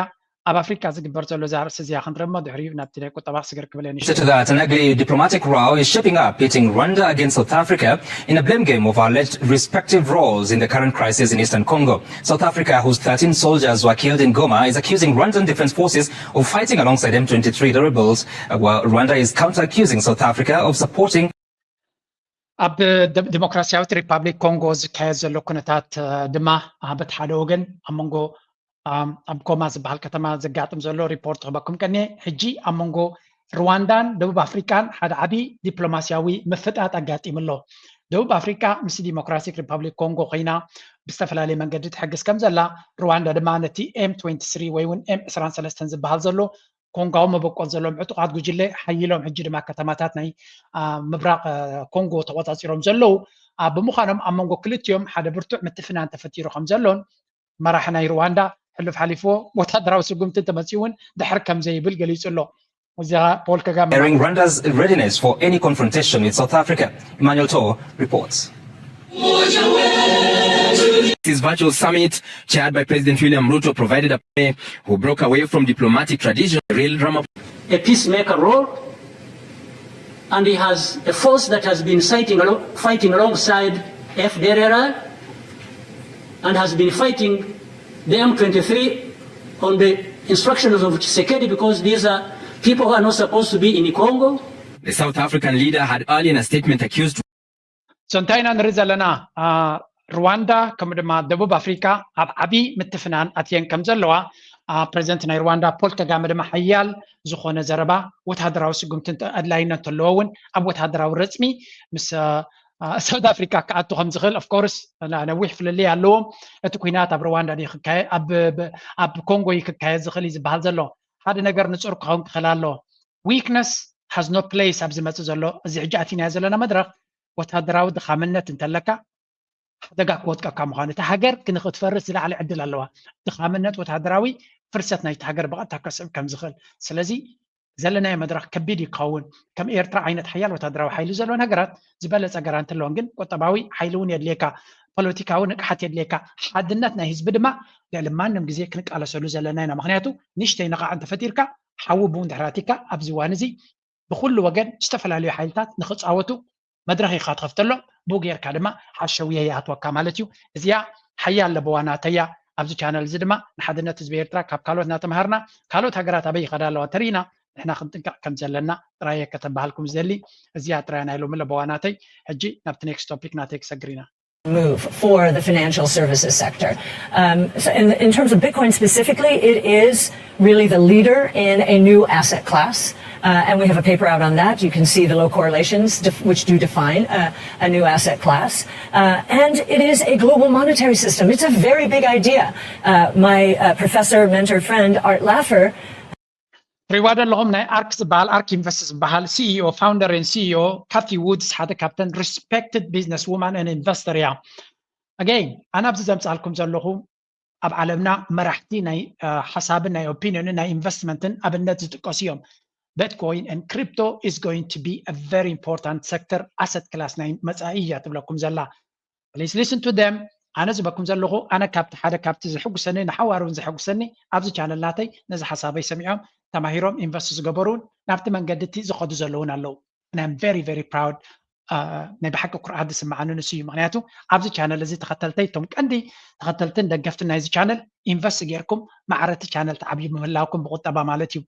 يستمرت اللو بزحنا مهارين عبد channel الذي جن أتتمرتناتي أبيوتكم أبانكناتكم أبقعزوهم ون أون تواس تواس أو كل واحد اللي نزان إيش كفال زبكم زلهم نتوم تمهاروناتين مسايس تمهاركم كلا كلا دم مسايك تمهاركم بعضهم زجبركم ممكن تلو تغليهم ناتكم قلنا نعاهم نابت تخدوا زلهم من قدي ما تبعك خانكم guidance خانكم اللي لازم زلهم سلازي توم مسايس تمهاركم بزوج عزة تقصلوا زلهم أجنا أجوهم قصلوا توم زي جبركم في الليل ما تقتلتنا channel بليز تمهاركم بوحس من قدي نزوج عزة تو حمش عمد دحر هجي عسرت عمد دحر هجي دحر نزم بخرناتي حسكم مسأنيكم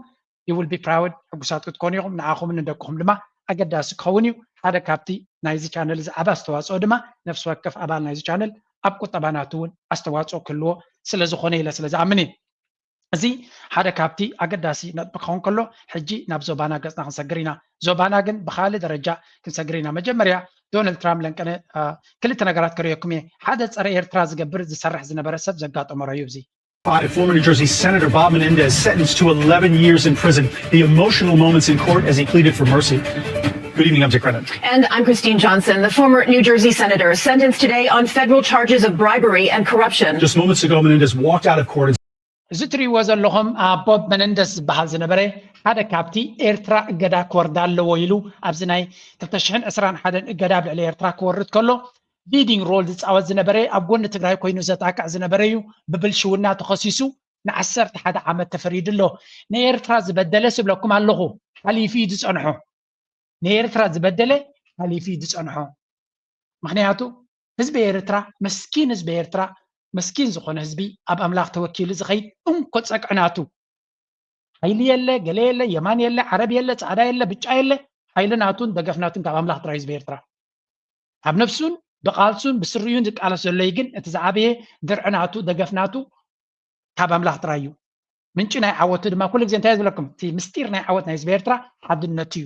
النتيو كلا يكون حتين سلازلنا ورساي كالو سلازلنا كل زي صبغ يمكن قدامي بعتا مستيرنا عوضنا يزبيرترا حد النتنا يتزبي تشعت بهرات كل هيمانوتات نزي كل سبك صار حلو زلويو زياده ما نيرترا زبدل دما وعلى حديرو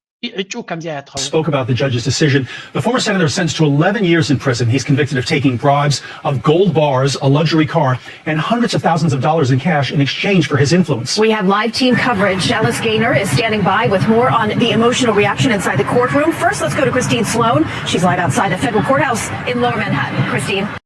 So ከም ትሪእዎ ዘለኹም እቲ ሰበቲ ን11 ዓመት ኣብ እስር ቤት ካኣቱ ብዙሕ ብልሽውናን ግዕዝይናን ስለ ዝነበሮ እቲ ዝገበሮ ስራሕ ድማ ሓሊፉ ቅድሚኡ ስለ ዝፀንሐ ኣብ እስር ቤት ዝግብኦ ፍርዲ ክወሃበ እዩ and he will be in prison for very long time ን11 ዓመት ኣዝዩ ብዙሕ እዩ ግን በቲ ኮይኑ በቲ ምስ ግብፂ እውን ርክብ ከም ዝነበሮ እዩ ዝንገር ሓደ ካብቲ ብልሽውና ብፍላይ ኣብ ጉዳይ ናይ ትግራይ ግን ዝጓየ ዝነበረን ትግራይ ትዕወት ዝብል ዝነበረ ሴኔተር ናይ ኣሜሪካ ምዃኑ ኢና ንርኢ ዘለና እቶም ተሪፎም ዘለዉ በዓል ብራት ሸርማን እውን ኣብቲ ብልሽውና ኢድ ክህልዎም ከም ዝኽእልን ብፍሉይ ኣብ ጉዳይ ናይ ትግራይ ዝጓየዩ ዝነበሩ ናይ ጥዕና ከም ዘይኮኑ ጥራይ ክትፈልጡ ክትክእሉ ኣለኩም ታሕቲ በሊዖም ዘለዉ እዮም ሓደ መዓልቲ ድማ ከምዚ ኢሎም እታ ኢዶም ሓሊፋ ክፀንሖም ኤርትራ ከሲሳ ኤርትራ ጠበቃ ጌራ ኣይኮነትን ጌራቶ ኢዱ ያ ሓሊፋ ፀኒሓቶ ካብዚ ብምቕፃል እዚ እቲ ሰብቲ ናይ ብሓቂ ውርደት ያ ኣጋጥ نقتل next topic ناتنا دما زيا كنرينا ابزيا حنتا قداسي زربا اقاطي مالا شقيقين ومناسبة ما يتردد بشأن موضوع تهجير الفلسطينيين وأود أن أطمئن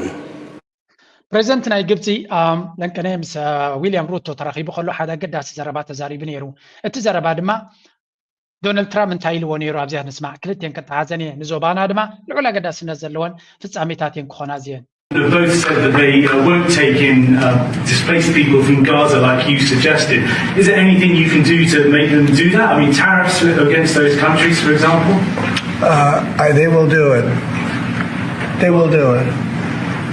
What makes you say that? They're going to do it. Okay? We do a lot for them, and they're going to do it. Presidents and Donald Trump ريولهم ህዝቢ ቃዛ ካብ ቃዛ ወፂኡ ናበይ ክኸይድ ኢሉ ነይሩ ናብ ግብፅን ናብ ጆርዳንን ክኸዳ ሓቲተየን ኣለኹ ንክልተን ሃገራት ስለዚ ኣብቲ ቦታቲ ዕንወት ስለ ዘሎ ህዝቢ ኣብኡ ከይዱ ክቕመጥ ክኽእል ኣለዎ ኢሉ ነይሩ ተን ሃገራት ድማ ግብፂ ይኹኑ ጆርዳን እዚ ክኸውን ዘይክእል እዩ ግብፂ ህዝቢ ቃዛ ኣብ ቃዛ ጥራይ ክቕመጥ ዝኽእል ብምባል መሊሶም ነይሮም ደጊሞም ዝሓተትዎ ኩሎም ተን ክልተን ሃገራት ኖ ዝብል መልሲ ይበኖም እንታይ ኢኻ ትብል ኢሎም መስፊኖ ግድን ክገብርዎ እዮም ኢልዎም ምክንያቱ ብዙሕ ሓገዝ ስለነበረ ነዘን ሃገራት እዚኣተን ሓራይ ከብለኒ ብምባል ኮንፊደንት ኮይኑ ይምልስ ኣሎ ስለዚ ግብፂ ኣብዚ ጉዳይ እዚ ናይ ግብፂ መራሒ እንታይ ኢሉ ነይሩ ኣብ ዝረእይዎ ንሕና ንህዝቢ ቃዛ ክንብድሎ ይንኽእል ኢና መሬቱን ርስቱን ካብኡ ክንወስዶ ይንኽእል ኢና ዝብል ዘሎ ብካልእ ኣዘራርባ ድማ እንታይ ኢና ንደልና ዶናልድ ትራምፕ ብቐረባ ምስ ግብፂ ክዛረብ ከም ዝኽእል ሕጂ ኣብ መወዳእታ ግብፂ ሕራይ ክብሎም ከም ዝኾኑ ፍሉጥ እዮም ክንደይ ቁፅሪ ክወስዱ እዮም ክንደይ ሰባት ክወስዱ እዮም ካልእ ኣርስዮም ግን ሕራይ ክብሉ እዮም ሕራይ ክብሉ ከለዉ ግን ንዶናልድ ትራምፕ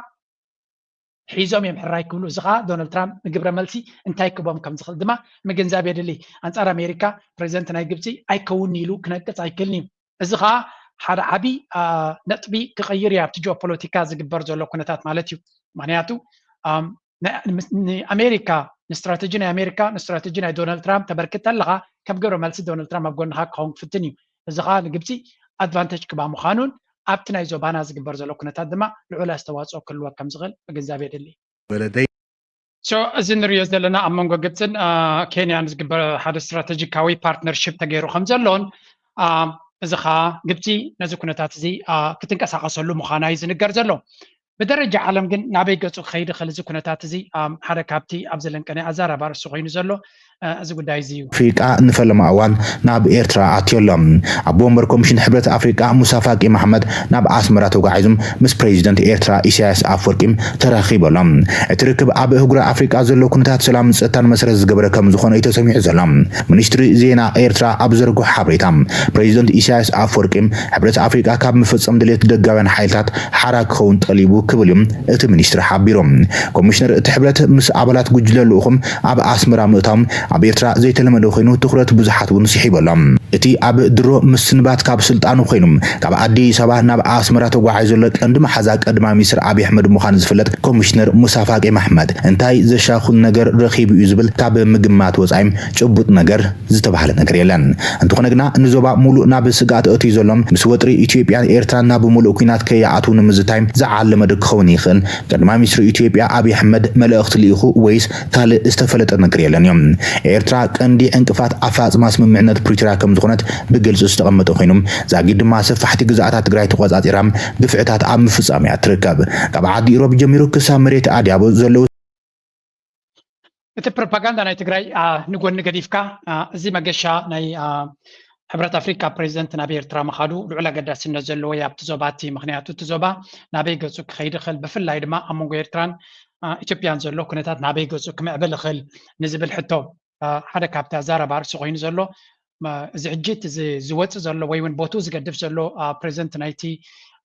ሕብረት ኣፍሪካ ክኾን ከሎ እቲ ሓድሽ ዝመፅእ ዘሎ እቲ ኦዲንጋ ራይላ ኦዲንጋ ዝበሃል ኬንያዊ ምስ ኤርትራ ምስ ፕሬዚደንት ኤርትራ ተራኺቡ ንነዊሕ ከም ዝተመያየቱ ዝዝከር እዩ ስለዚ ኤርትራ ምስ ዝኸይድ ዘሎ ምስ ዘሎን ፅቡቕ ዝምድና ትምስርታላ ኣብቲ ሕብረት ኣፍሪካ ብኻልእ ኣዘራርባ ክንዛረብ ከለና ድማ እዚ ሙሳ ፋቂ ምስ ኣብይ ኣሕመድ ጥቡቕ ዝምድና ዘለዎን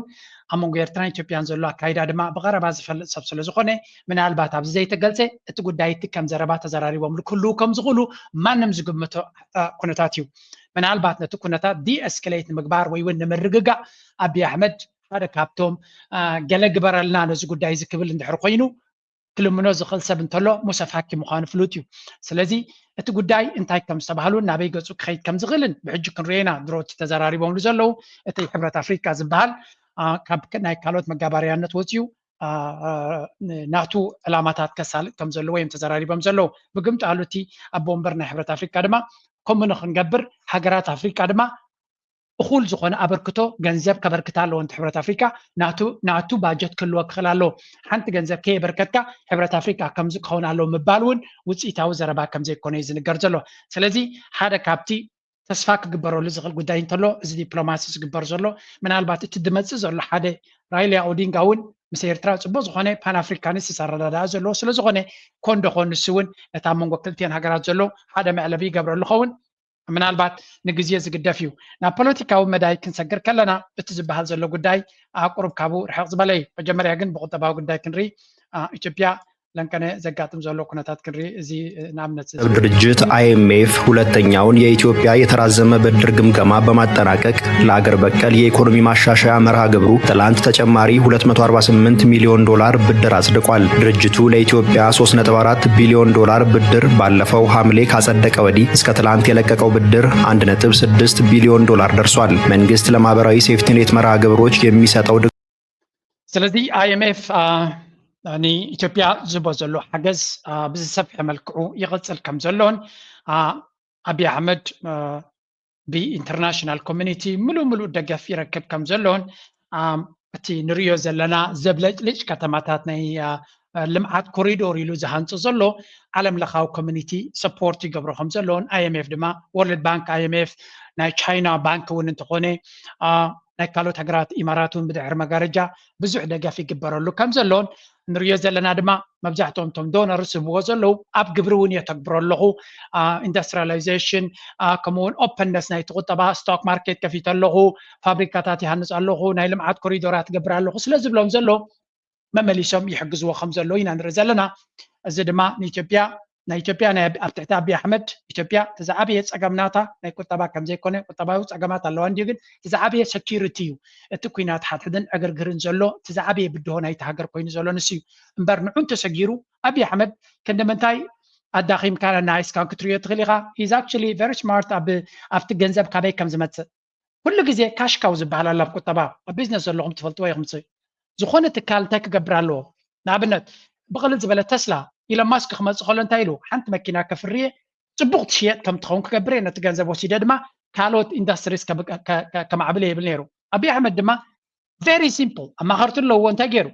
እንታይ ኣለና ገንዘብ ዘምፅእ ዘሎ ኢትዮጵያን ኤርላይንስ ኣለና ኢትዮጵያን ኤርላይንስ ተወሳኺ ገንዘብ ንክንረክብ እንታይ ክንገብር ኣለና ዱባይ ንቕዳሕ ኢሉ ዱባይ ኣብ ምድረ በዳ ገዛውቲ ስለ ዝሰርሑ ከም ሕዙም ቱሪስትስ ይኸዶም ኣለዉ ናብ ዱባይ ክኸዱ እንተኽኢሎም ቱሪስትስ ንኣዲስ ኣበባ ክመፁ ክእሉ እዮም ስለምንታይ ዱባይ 45 ዲግሪ ሰንቲግሬድ ዝበፅሕ ቴምፕሬቸር ዘለዎ እዩ ኣብዚ ሰሃራ ከይዶም ገዛውቲ ዝተሰርሐ ክርዩ ዝደልዩ እንተኮይኖም ዘብለጭጭ ነገር ከምኡ እንድሕር ጌራ በአዲስ አበባ እውን ክመፁን እዮም ልዕሊ ኩሉ ኤርላይንስ ስለ ዘለኒ ብምባል ኢትዮጵያን ኤርላይንስ ተደመሮ እዚ ከተማታት ተፀባቢቕካ ቱሪስትስ ክመፁን እዮም ቱሪስትስ ከዓ ኢዝሊ ዶላር እዮም ዝገትፍልካ ነቲ ዶላር ወሲድካ ድማ ካልእ ፕሮጀክትስ ንክትገብር ትኽእል ምናልባት ኣብይ ኣሕመድ ዘይገብሮ ዘሎ እንታይ እዩ ሕክምናታት ቤት ትምህርትታት ዩኒቨርሲታት ይገብር የለን እንታይ ግን ክገብር እዩ ገንዘብ ይእትሎ እቲ ገንዘብ ወሲዱ ድማ ለንቀና ሓድሽ ሪፖርቱን ወፂኡ ነይሩ ዕዳ ናቱ ከፊሉ ከም ዘሎ ገለ ክፋል ከባቢ 10 ቢልዮን ዝኸውን ዕዳ ከፊሉ ዝብል ሓደ ናይ ቻይና ሚድያ ሪፖርት ገይሩ ነይሩ ብገይሮም ድማ እቲ ዴት ቱ ጂዲፒ ሬሽዮ ናቱ ጎዲሉ ከም ዘሎ እዩ ዝንገር ዘሎ ኣብ ቁጠባ ኣብይ ኣሕመድ እቲ ሴኪሪቲ ኢሹ ናቱ እቲ ናይ ፀገም ናይ ፖለቲካ ዘሎ ፀገም ሕንፍሽፍሽ ናይቲ ሃገር ንሱ እቲ ዝዓበየ ብድሆ ኮይንዎ ዘሎ እምበር ኣብ ውሽጡ ዝገብሮ ዘሎ ገንዘብ ክእትወሉ ዝኽእል ፕሮጀክት ገይሩ እተን ፕሮጀክትስ ድማ ቱሪስትስ ይመፀና ኣሎ ኮንፈረንስ ኣብ ርእሲ ኮንፈረንስ ኣብ ኣዲስ ኣበባ ክግበር ንርኢ ኣለና ኣታዊታት ይገብር ኣሎ በቲ ኣታዊታት ተጠቂሙ ድማ ተወሳኺ ካልእ ፕሮጀክትስ ይገብር ኣሎ እዚ ሓደ ንኣቢ ስለ ዝፀላእካዮ ክትክሕዶ ትኽእል ነገር ኣይኮነን ይገብሮ ኣሎ ውፅኢት ናቱ ምናልባት ሕጂ ንሪኦ ኣለና ኣብዚ መፅእ 5 ዓመት እንታይ ዓይነት ውፅኢት ከምፅእ ክእል ኣብቲ ሃገር ብሕጂ ክረአ ኣታዊታት ዝእቱ ፕሮጀክትስ ይገብር ኣሎ ሰስቴይናብል ድዩ ውፅኢት ከምፅእ ድዩ ኣብ ሎንግ ተርም ክንሪኦ ኢና ምክንያቱ እቲ ገንዘብ ወሲድካ ኣበይ ተውዕሎ ብዙሕ ብልሽውና ከም ዘለዎን ዝርግሕ ናይቲ ሃብቲ ኣብ መንጎ ዘለዎን ዘየሎን ትጋፍና ዓበየ ይኸይድ ኣሎ ሃብታማት መሊሶም ይህብቲ ምለው ድኻታት ከዓ መሊሶም ንታሕቲ ይወርዱ ኣለዉ ዝበሃል ዘሎ ባት ዝረአ ፕሮጀክት ድማ ይገብር ኣሎ ዝረአ ፕሮጀክት ድማ ኩሉ ግዜ እንታይ ይገብር ንማኒፑሌሽን ፅቡቅ እዩ ሰብ ክፈትወካ ቱሪስት ክመፀካ ገለመለ ክገብረካ ኢሜጅ ናትካ ንምዕባይ ብጣዕሚ ፅቡቅ እዩ ኣብ ኣፍሪካ እንታይ እዮም ዝብሉ ዘሎ ዝበለፀ ኣመሓዳሪ ዘሎ ኣብይ ኣሕመድ እዩ ዝበሃል ዘሎ ስለምንታይ እዚ ቪድዮታት እዚ ቫይራል እዩ ብዛዕባ ኣዲስ ኣበባ ዲስ ኢዝ ኣዲስ ኣበባ ኖት ዱባይ ዝብል ኣብ ዩቱብ ተሪኹም ብዙሓት ኣፍሪካውያን ቪድዮ ይገብሩ ኣሎ ብዛዕባ እዚ ኢሜጅ ናይ ኢትዮጵያ ድማ መመሊሱ እናፀበቐ ይኸይድ ኣሎ ብመንፅር መብዛሕት ኣፍሪካውያን ናብቲ ቦታታት ቱሪዝም ንክገብሩ ምስ ኤርላይንስ ዘለዎም ይጥቀምሉ ኣለዉ ስለዚ ኢትዮጵያ ኢዝ ኦን ዲፍረንት ትራጀክቶሪ ብናይ ኣፍሪካውያን ዓይኒ ኢትዮጵያ ኣብ ሃገራ ዕግርግር ዘለዋ እውን ኣይትመስልን እያ እቲ ኩንነት እዚ ነገር እዚ ንኣቢክ ንምንታይ ክቐፅሎ እዩ ብሕጂ ክንሪኦ ኢና እቲ IMF ነዝርዩ መመሊሱ ይሕግዝ ኣሎ ወርልድ ባንክ መሊሱ ይሕግዝ ኣሎ እቲ ፖለቲካዊ ጉዳይ ድማ ክንሪኦ ክንፍትን ኢና እንጂ ዋጋ የሚገኘውን የፋኖን እንቅስቃሴ ራሱን ችሎ እንዲመክት የታቀደው የክልሉ ጸጥታ ኃይል እየመከረ ነው። ጠፍተው የሰነበቱት የጎጃምና ደቡብ ጎንደር ኮማንድ ፖስት አስተባባሪው የምስራቅ እዝ ዋና አዛዥ ሌተናል ጀነራል መሐመድ ተሰማ በባህር ዳር ዙሪያ ስምሪት ሰጥተዋል። ሓደ ነገር ኣብዚ ከነስተብለሉ ዘለና እቲ ፋኖ ዝበሃል ዕጡቕ ጉጅለ ኣብዚ ዋን እዚ ኣብይ ኣሕመድ ነቲ ቶፒክ ናይ ተቃውሞ ተኣልዮ ወይ እውን ከደቅሶ እዩ ዝሓስብ ዘሎ ነዚ ከይከውን እቲ ፋኖ ይኹን ሸነ ክንቀሳቀሱ ክጓዩ ክፍትኑ ምዃኖም ርዱእ ጌርካ ኢኻ ትወስዶ ብፍላይ ኣብዚ ሕጂ ኣብይ ኣሕመድ አንቂድዎ ዘሎ ናይ ብልብዲ ወላ እዚያስ ከስምዖ ዳን ከለላ የተሰጣቸው ባለ ሰማያዊ ማዕበልተኞች ኢሳያስን ሊንዱ ተከስተዋል። የአንድ ወጣት ዕድሜ ያህል ኤርትራን እንዳሻቸው የመሩት ፕሬዝዳንት ኢሳያስ አፈወርቂ የማያልፉት ከባድ ማዕበል ተነስቶባቸዋል። የጸረ ኢሳያስና ጸረ ሻዕቢያ ንቅናቄ የአዳሎ ቤተ መንግስት አምባገነኖችን እያስጨነቀ ይገኛል። ከኤርትራ መንግስት ጋር ሆድና ጀርባ የሆነው 4 ኪሎ ደግሞ ለኤርትራ መንግስት አኩራፊዎች ከለላ እየሰጠ ይመስላል። የኤርትራን መንግስት ለመገርሰስ ለሚንቀሳቀሱ ኃይላት በአዲስ አበባ ስብሰባ እንዲያደርጉ መፍቀዱም የዚህ አንድ አካል ነው። ለፋኖና ለደብረ ጽዮን ህወሓት ድጋፍ እየሰጡ የሚመስሉት የኤርትራ ባለስልጣናት ለዚህ ድርጊታቸው ሕጂ እንታይ እዩ ዘሎ እቲ ሕቶ ዝዛረብዎ ዘለው ናይ ቲንክ እሳቶም እቲ ናይ ኢትዮጵያ ከምቲ ናቶም ስለ ዝመስሎም ኩሉ ነገር ኣቃሊሎም ክሪእዎ ይኽእሉ እዮም ኣብ ኣዲስ ኣበባ ኣኼባታት ናይ ተቃወምቲ ምግባሩ ሓድሽ ነገር ኣይኮነን ኤርትራውያን ክንሪኦ ከለና ኣይኮነን ኣዲስ ኣበባ ኣብይ ኣሕመድ ክሕግዝ ካብ ኣቢ ንላዕሊ እቲ ናይ ህወሓት ሓይሊ መለስ ዜናዊ ሙሉእ ብሙሉእ ንኤርትራ ዝፈልጥ ኩሉ ነገር ክገብር ዝኽእል ዝሰርሖ ዝነበረ ኩነታት እውን ርኢና ኢና ውፅኢት ከምፅእ ኣይከኣለን ኤርትራ ድማ ክሳዕ ክንዱ ጭንቀት ከምፅኣሎም ዝኽእል ጉዳይ ከም ዘይኮነ ርዱእ እዩ ለንቀነ ኤርትራውያን ሓንቲ ቪድዮ ሸር ይገብሩ ኣለዉ ንሳ እውን ኣይ ቲንክ ፅቡቅ መልሲ ክትህብ ትኽእል እያ ኮይና ትስምዓኒ ስቲል እቲ ኩነታት ቀሊል ጌርካ ክትሪዮ ትኽእል ማለት ኣይኮነን ግን ካብ ናብኡ እቲ መንግስቲ ኤርትራ ቅድሚ ሕጂ ዝጥቀመሉ ዝነበረ ፖሊሲን ኣካይዳን ንዑ ዘጉልሕ ክኸውን ይኽእል እዩ ሕጂ እውን قلب نبحلو بزي زبي نقولو بزي حرقت أفو خفيتلو بزي قبل قلابت علو لأنه من سقام دول كوينا مقدر السعيد وخيث لذي ما أنا كومو زعم السلام أدي أين التعدم بأمره بأكل ديكونس بأمر ساين تعدل سمعنا يا خم دي سمعنا يا رينا يا خم دي رانا نغيد جن سرحنا نقدر سرحنا عن طيب فأنا كيلين نقدرنا سوينا عندنا ሕጂ እንታዩ እቲ ጉዳይ ዝበሃል ዘሎ ብወገን መንግስቲ ኤርትራ ሓደ ውሱን ዝኾነ መርገፂ ወይ እውን ፖለቲካዊ ስጉምትን ክወስድ ዝኾነ ይኹን እንተታት ዝገብሮ የለን ምስ ፋኖ ድዩ ከምቲ ንሳቶም ባዕሎም እዮም ዝብልዎ ዘሎ ኩሉ እቲ ምርባፅ ካብ ኢትዮጵያ ይድመፅእ ዘሎ ምስቲ ናይ ደብረፅዮን ሓይሊ መንግስቲ ኤርትራ ክሳተፍ ይኽእል መንግስቲ ኤርትራ ሓንቲ ቃል እውን ትኹን ንሳቶም ክሰርሕ ከም ዝደሊ ዝገለፀ ነገር የብሉ ግን በቲ ወገን ኢትዮጵያ ከምኡ የለን ምሕቋን ብየማንም ፀጋምን እዮም ዝሕቆኑ ዘለው መንግስቲ ኤርትራስ ኣበየነይቲ ቦታ ይእትውዎ ኾኑ ብኻልእ ዘራርባ ኤርትራ ኢዳ ክትእቱ ተደልያ መዓት ዕድል ተኸፊትላ ዘሎ ብዚ ፋኖ ዳርጋ ኤርትራ ክድግፎም ብኩሉ መንገዲ ይፅዕሩ ከም ዘለዎ ንርኢ ኣለና ዘረባ ናቶም ቶም ኤሊት ናቶም ናብ ኤርትራ ኣዝዩ እናተፀግዐ ንኤርትራ ዝመጉስ ቃላት ይዛረብ ዘሎ ኤርትራ ንክድግፎም ይፅዕሩ ከም ዘለው ሸነ እውን ከምኡ ክገብር ዝኽእል ዋላት ናይ ጀዋር ኣካይዳ እንተሪኻዮ ንዑ ዘተንብዩ ብኻልእ በቲ ናይ ክልል ሶማል ዘሎ ሓይሊ ስለዚ ናይ ትግራይ ድማ እቲ ናይ ደብረፅዮን ጉዳይ እውን እንተሪኸ ናይ ደብረፅዮን ጫፍ ዘለውን ናብኡታት ዘተንብዩ መንግስቲ ኤርትራ ግን ኣብዚ ጉዳይ እዚ ዝኾነ ይኹን መዕለቢ ክወስድ ከም ዘይደሊ ሓንቲ ቪድዮ ሓንቲ ፅሕፍ ትርየ ነይረ ክልተ ኤርትራውያን ፖስት ዝገበርዋ መጀመርያ ሓንቲ ከም እዚ እንድዮም ዝብሉ ዘለው ብዙሓት ክንምንታይ ሓቅነት ኣለዎ እዚ ጉዳይ እዚ ኣይፈልጥን እየ ግን እንታይ እዮም ዝብሉ ዘለው እቲ ኣብ ናይ ኢትዮጵያ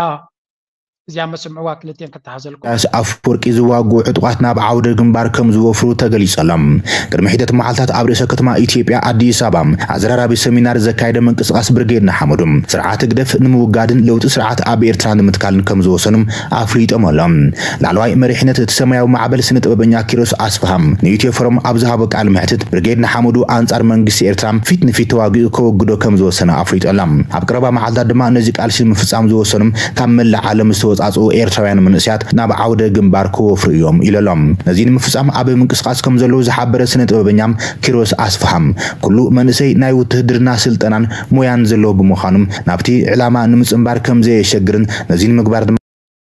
ሶንታይም ዝብሉ ዘሎ አይ ቲንክ ናይ ትግራይ ሚድያ ኩሉ ነገር ከምናቶም ስለ ዝመስሎም ሓደ ስነ ጥበበኛ ደራፋይ ናብ ጀነራል ተቐይሉ ቃልሲ ገይሩ ኣብ ሓፂር ግዜ ናብቲ ኣብ ኤርትራ ዘሎ መንግስቲ ክቕይር ክእል ኢሎም እዮም ዛረቡ ክሰምዑ ኣለካ እንታይ ይብሉ ኣለው ግን ኢትስ kind of entertaining ማለት እቲ ዘረባ ንባዕሉ ናበይ ገፁ ክኸይድ ዝኽእል ምዃኑ ንምግማት ቀሊል እዩ ንዓታቶም እዚ ሓቂ እዩ ምክንያቱ እቲ ኣብ ትግራይ ዝወርድ ዘሎ ሕንፍሽፍሽ ክትሪኦ ከለኻ ብናቶም ዓይኒ ክጥምትዎ ከለዉ ዝከኣል እዩ ዝመስሎም ምክንያቱ ተራ ሰብ ከም ጀነራል ኮይኑ ገለ ነገር ክገብር ከም ዝኽእል ስለ ዝፈልጡ እቲ ዘረባ ናቶም ከምኡ ስለ ዝኾነ ኣብ ኤርትራ ዘሎ ሰራዊት ይኹን መንግስቲ ከመይ ዓይነት ሓይልን ጥርናፈን ኣሰላልፋን ከም ዘለዎ ኣይርድዎን እዮም ስለ ዘይርድዎ ድማ ቅድሚ ሕጂ ዝገበርዎ ኩናት እንታይ ዓይነት ዋጋ ክፊልዎም ዝረስዑ እዮም ዝመስሉ በቲ ኮይኑ በቲ እቲ ፋኖ ዝበሃል ናብ 4 ኪሎ ገፁ ክደፍእ ከም ዝደሊ ዘሎን ናብኡ ክኸይድ እንተኮይኑ ድማ ሓገዝ ከም ዘድልዮ ኢና ንርኢ ዘለና ግብፂ እንታይ ዓይነት ተራ ክትፃወት እያ ኤርትራ ግን ኣብዚ ጉዳይ እዚ ዝኾነ ይኹን ፖዚሽን ኣይወሰደትን ኣላ ብኩነታቱ ክንግንዘቦ ከለና ድማ ኤርትራ ብሓፈሻ ሓንቲ ዘረባ ጥራይ ኣላ ኣብዚ ነዚ ኩሉ ዕንደራ ህድእ ከተብል ትኽእል መልሲ ክትከውን ትኽእል እዚኣ እስክስምዕዋ من يمرحو انت تبعله طوعي بوليتيكا يمرحو برت بعلو يمرحن جبا متعودنا جبا برت بزا مسمر زي بيقولوا طوعي بوليتيكا زي بيقولوا حبرتسب من حزب المهر اي مهر عفوا مزحشكا كل خنا شفت تاسرا خسر ما اقصي ماني معي ماني ما اقصي ماني معي ماني طوعي بوليتيكا الرأين فعلا ስለዚህ ሓደ ሃገራዊ ሓደ ጥዑይ ዘባዊ ሰራዊት ወይ ዕቁር ሰራዊት ክትገብር ተኾንካ ጥዑይ ፖለቲካ ምስ ንዑ ክመርሖ ክኽእል ኣለዎ ብረት መን እዩ ዝመርሖ ብዘይ ጥዑይ ፖለቲካ ወታደራዊ ሓይሊ ሓያል ወታደራዊ ሓፂን ብረት ሒዝካ ክመፅእ ዝኽእል ለውጢ የለን እናበለ እቶም ዓበይቲ ጀነራላት ናይ ኤርትራ ጀነራል ውጩ ዝብሎ ዘሎ እዩ ሓቅስ እዩ ሓፂን ማለት እቲ ብዛዕባ እንታይ ሓፂን ኢኻ ክትዛረብ ደሊኻ ገለገለ ክትብሎ ትኽእሉ ኢኹም ምክንያቱ ብዙሕ ዘረባታት ስለ ዘሎ እዩ ኣብዚ ስምዑ ስኽፍ ከይብለኩም ሕጂ ከዓ ናብ ኩናት ገለመለ ገጠምጠም ደብል ይብልና ዘመነ ቴክኖሎጂ በፂሕናዮ ዘለና ብዙሕ ዘድክም ጉዳይ የብልና ብዛዕባ ሁሉ ኣይተሰከፉ ኩሉ ነገር ኣለና እዩ ድሮን ኣለና እዩ ጥራሕ ምፁ ኣብቲ ለውጢ ዝካየደሉ ግዜ ናይ ግድን ባዕልና ክንብሉ ስለ ዘለና ክንኣቱ ስለ ዘለና ኣለና እዩ እና ዘመነ ቴክኖሎጂ በፂሕናዮ ዘለና ብዙሕ ዘድክም ጉዳይ የብልና ብዛዕባ ሁሉ ኣይተሰከፉ ኪሮስ ተዓብ ሓላፊ ሎሚ ኣብቲ ናይ ኢትዮጵያ ቻነላት ዝዛረብዎ ዘለው ብትክክል በዚ ዝብሎ ዘሎ ትብልሒ ናይቲ መርሕነት ኢና ንርኢ ዘለና እንታይ ዝብል ዘሎ ብዙሕ ጉልበትን ዝድኻምን ዘድልዮ ይኮነን ኩሉ ድሮን እያ ክትገብረልና እዩ ዝብል ዘሎ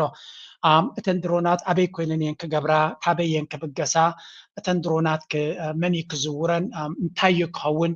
እቲ ድሮናት ንሱ ዝብሎ ዘሎ ቅድሚ ሕጂ ንተጋሩ ሂቦሞም ኣብቲ ናይ ትግራይ ትዕወት ክብል ከሎ ደርፊ ክደርፍ ከሎሲ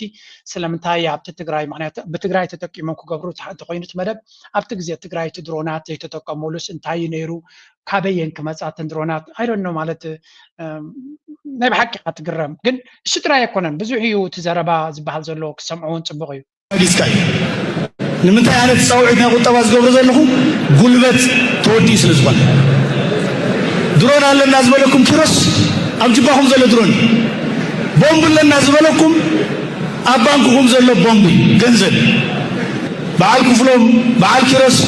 ብጡር ሕድሪትና 3 ዓመት ኣብ ገንበሮም ሰለምናዮም ከይኣከብዎ ዝኸዱ ተቃለስቲ ወይለይ እምበር ክትምለሱ ኢኹም ንሕና ደኣ እሞ ድሕሪ 3 መዓልትሲ ኤርትራ ንኣቲና ስለ ዝበልኩም ክንፅበየኩም ፀኒሕና እምበር ክትምለሱ ኢኹም በሉ ክትምለሱ ከለኹም በዓል ሽሮ በዓል ጥሕኒ በዓል ሕልበት በዓል ቡን በዓል በርበረ ኣይትረስዑ ኢኹም ዓባቢልካ ተሓጋጊዝካ እዩ ንምንታይ ኩሉ እቲ ለበዋታት ፅቡቅ ጌርካ ለበዋ ምግባር ፅቡቅ እንድዩ ግን ኣብዚ ዋን እዚ ሓንቲ ኣብይ ኣሕመድ ክፃወታ ዝኽእል ገይም ዝብልዋ ዘሎ እቲ ፀወታ ፖለቲካ ንሪኦ ኣለና ካበይ ናበይ ገፁ ይላኻዕ ከም ዘሎ ولا حنت زيجبات ويزتحاس بوليتيكا وكايدا نريالنا تي أبي تبيا زول بروباغندا مسرح نبورس لزخونيو حنت بزيا حنت صحف تفليز بلا زراقوا كلتير تراويان ونصحفوا أبزي وانزي أبي ني تجارو تتقيمو سلا زودهم أب تجارو كتسجعي كلنيو أبا محارو تتقيمو نتجراي هاريمو نامحارون تجارون تتقيم مجمرة نوروما كم زهرمن بحفش عبزوان زي تون قطريف وزلو عفار زبال حزب سلزخونه نعفار تتقيم رما أجندة عفار بيرترا كسالت كفتن كم زخونه معناتها بورومو درو تاجيم نوروما تتقيم نامحارن بزهرم زلو حزب روما رمنا تكره انت سلزلو ناي روما نتودد خيدا العجي نيكست ستيب عفار تتقيم كا ምናልባት ህዝቢ ዓፋር ጌርካ ሓድሽ ኣጀንዳ ምግባር ክህሉ ክእል ኣብቲ ናይ ወታደራዊ ዕንደራ እዮም ዝብሉ ዘለዉ እዚ እውን ኣብዚ ለንቀነ ዝተገበረ ኮንፈረንስ እውን ዝረኣናዮ ነገር ነይርዎ እዩ ስለዚ ብኡ ዓይኒ እውን ክጥምቶ ትኽእል ኢኻ ኣብቲ ናይ ወታደራዊ ስልትናቶም ርኢና ኣለና ፖለቲካዊ ስልትናቶም ካብ ቁርብ ክንርኢ እንታይ እዮም ዝብሉ ዘለዉ ሽፍኑ ብድብድቡ ዓሰብ ደልዮም ዓሰብ ይብሉ ኣለዉ ኢትዮጵያ ዓሰብ ትብል ኣላ ገለ ኢልና ምስጥሶም ኣይንኸይድ ኢና نحن فتح ندل زلنا أكلات إثيوبيا بحجي بسلامة ومنقدي بني عالم لخير حجي أفدق بحري يدليا إيو إلا نحلف بقى في أدرى تدليا أنا بإثيوبيا بقالت متزلا بروباغندا بقى يدليا إيو بحجي 130 مليون زبال لاند لوك زخونا حجرات عالم لخو حق فقيد لنا له نحن مودرن وورلد دينا نبر زلا نبكى على أهل وسيا زؤتو والحنتي بنا أجي أنتايو تزربازي أبزور ريواتي حشوت يكفلتكم دليل فلوي زرباس لزغوني يكونه نقرأك حجي تزاربنا لزين فلت أبي أحمد كم يهادق يكونه أبي أحمد كم هو حاتا يكونه كوسن الحرخواني وسني كم شعب يهادق أي سلاي أي فتاو جيرو 10 عام تعدل ذهبوسي أكرنا أفريقيا عدل ذهبوسي يلا نعدل شعبها يا الكيان الكاتب لك بفتسم نقر نشعبي عدل زفترون إهادك أي سلاء جيرم كوجزو أي كافتاو جيرم كالزبو نيساياس بزطعم من قد يوم حيزهم من قد أجن تايوز دي هدمان غدميتي بلا بريزنت سياس انتاي كقبر زفتن زولون ننوي حوان أنصار بنديوم زك على سنيرم نتي هو حتى نادقفكا تقراي تعود قالت بليرك حجي مزلاغ كاب تقارا عزليقكا ناب أبقى كتسقع كتكلال لك مالت تعبسي شعبي حق زوي كم زقيني لهم يوم تزاربون يرم قدم سلامتاي ناي تقراي اللي تحيال مخانون قالسنا حزب تقراي حيال مخانون اندينير تقدم تقراي كعوات كلا مالتيو أبتا جزيتيا حجتها تقراي ميتاتهم እንታይ ክገብሩ ኣለዎም ንድሕሪት ክትምለስ ኣለካ ንኣቢ ክጅንጅን ክትክእል ኣለካ ኣቢ ካብ ናይ 26 ዓመት ታሪክ ዝነበሮ እሞ ብቃልሲ ዝመፀ ህወሓት መለስ ዝመርሖ ዝነበረ መለስ ድማ ንኣሜሪካ እናልሓሰ ንቻይና እናልሓሰ ንኩላቶም ሒዙ ዝነበረ ኣቢ ካብኡ ንላዕሊ ሓይሉ ክህልዎ ክእል እዩ ናይ ምውሳን ዓቕሚ ክህልዎ ይኽእል እዩ እንታይ እዚ ከመይ ጌርካ ንኢትካ ንድሕሪት መሊስካ ምስ ኣቢ ትፀጋጋዒ እቲ ፖለቲካ ሽጣራ እዚ ኦፍኮርስ ኣሚና ንሓደ ፀላይካ ንክትፀልእ ካልእ ኣላያንስ ክትፈጥር ነበር እንድዩ ግን ብሓፈሻ ንሳቶም ከምዚ ይብል ኣለዉ ኩሉ ነገር ግን ብኸመይ ክትሪኦ ክትክእል ኣለካ ኣብዪ ኣሕመድ ናይ ረብሓ ሰብ እዩ ረብሓ እንካን ሃባን እዩ ነዚኦም ሰባት እዚኣቶም ከምፅኦም እንድሕሪ ኮይኑ ረብሓ ክደሊ እዩ እንታይ እቲ ረብሓ ናይ ኣብዪ ኣሕመድ እዚኦም ሰባት እዚኣቶም ስን ኣብዪ ኣሕመድ እንታይ ከርብሕዎ ይኽእሉ ይትሕቶ እንታይ በነፊት ክብዎ ይኽእሉ ኣብታ ቅድሚት ንሪኣ ፀናሕና ኣብዪ ኣሕመድ ዝጥበሰሉ ሰብ ክደሊ ክእል እዩ ኣብዚ እዋን እዚ ኩናት ናይ ኣምሓራ ኣሎ ኣብ ምሸነ ፀገም ኣሎ ስለዚ ብዝኾነ ይኹን መንገዲ ወታደራዊ ሓይሊ ሒዙ ክብገስ ዝኽእል ኣብቲ ንሱ ዝደልዮ ኣጀንዳ ክጥበስ ዝኽእል ሰብ ክደሊ ክእል እዩ እዚ ፍሉይ ነገር ኣይኮነን ሓድሽ ነገር እውን ኣይኮነን ስለዚ ኣብዚ ሓድሽ እዞም ናይ ኣምሓራ ኤሊት ዝብልዎ ዘለዉ ግን ኣነ ይቅበሎን እየ breaking Ethiopia has started preparation to train Eritrean opposition forces in Tigray and Afar region ስለዚ ኣብ ኣፋርን ኣብ ትግራይን ወታደራት ከሰልጥን ጀሚሩ ለዮም ዝብሉ ዘለዉ ኣይዶን እዚ ዝተረጋገፀ ሓበሬታ ኣይኮነን ኣብዪ ኣሕመድ ግን እዚ ክገብሮ ይኽእል ዶ የስ ንሻዕብያ ከጉድል ኢሉ ንሻዕብያ ከኣሊ ኢሉ ኣብዚ ሕጂ ዘለዎ ኣብዪ ኣሕመድ ኣብ ሎንግ ተርም ንሻዕብያ ምስ ኤርትራ ክዋጋ ይኽእል ዶ ገለ መለካለ ኣርሲ እዩ ክገብሮ ይክእልኒ ኢልካ ንዓቢ ብፍፁም ክትዛረብ ኣይትኽእልኒ ኢኻ ሾርት ተርም ኣብዚ ሕጂ ግን ኣብዪ ኣሕመድ ቀዳምነት ቅድመ ቀዳምነት ናቱ እንታይ እዩ ኢትዮጵያ እያ ኣብ ኢትዮጵያ ሽግር ኣጋጢሞ ዘሎ ሰብካ ክደሊ እዩ ሕጂ ነዞም ሰባት እዚኣቶም ምናልባት ንሶም ክሰርሕ ተኮይኑ ንኤርትራ ከይድኩም ተዋግኡ ክብሎም ኣይክእልኒ ኣብ ኤርትራ ከይዶም ለውጢ ከምፅእሉ ከምዘይክእሉ ፅቡቅ ገይሩ እዩ ዝፈልጥ ዓሻ ኣይኮነን ምናልባት ከም ሰራዊት ክገብሮም እንተኮይኑ ኣበይ ክወዞም እዩ ኣብ ኩናት ናይ ኣምሓራ ትሬኒንግ ክትገብሩ ትኽእሉ ኢሉ ኣብቲ ናይ ኣምሓራ ኩናት ክእትዎም ይኽእል ወይ እውን ኣብ ሸነ ዘሎ ኩናት ኣብኡ ክጠብሶም ይኽእል ስለዚ እቲ ክገብሮ ዝኽእል ኣብዪ ኣሕመድ ኣብ ሓፂር ግዜ ንናቶ ኣጀንዳታት እምበር ሕጂ ጥሪ ኢልካ ከይድካ ቅድሚ 2 ሰሙን ኣብ ውሽጢ 2 ሰሙን ወይ ኣብ 2 ወርሒ ሰራዊት ኣሰልጢንካስ የኣይ ምስ ኤርትራ ተዋጊእኻ ዓሰብ ክትሕዝ ድዩ ዋላ መንግስቲ ኤርትራ ክትቅይር ሂዝ ኖት ስቱፒድ እዚ ክግበር ተኮይኑ ዓመታት ዝወስድ ካልኩሌሽን እዩ ብናቱ ተዲኹም ኣለኹም እቲ እንኮ ኣብ ሕጂ ክሪቲካል ፀገም ናቱ ዘሎ ግን ኣብ ውሽጢ ዓዲ ዘሎ ፀገማት መፍትሒ ክጥቀመሎም ይኽእል ይኸውን ስለዚ እቲ ሰብ ኣብ ንመንግስቲ ክቅይረ ኢሉ ኣብ ኢትዮጵያ ዝኸይድ እንተሎ ኮይኑ እታ ትፅበዮ ዕጫ እንታይ ክትከውን ትኽእል ኣብ ጉዳይ ኣብ ኩናት ናይ ኣምሓራ ይከኣቱ ዝኽእል ኣብ ኩናት ናይ ዓፋር ናይ ሶማል ዝግበር ዘሎ ገደን ቃልሲ ኣሎ ኮይኑ ናይ ሸነ ቃልሲ ኣሎ ተኮይኑ ኣብዩ ክእትዎም ዝኽእል ምክንያቱ እቲ ሰራዊት ናይ ኢትዮጵያ ብተደጋጋሚ ንሕና እዚ ኩናት እዚ ኣሰልቺናዮም ዝብልዎ ዘለዉ መኮንናት ናይ ኢትዮጵያ እቲ ኩነታት ከቢድዎም ከም ዘሎ ይነግሩ ኣለዉ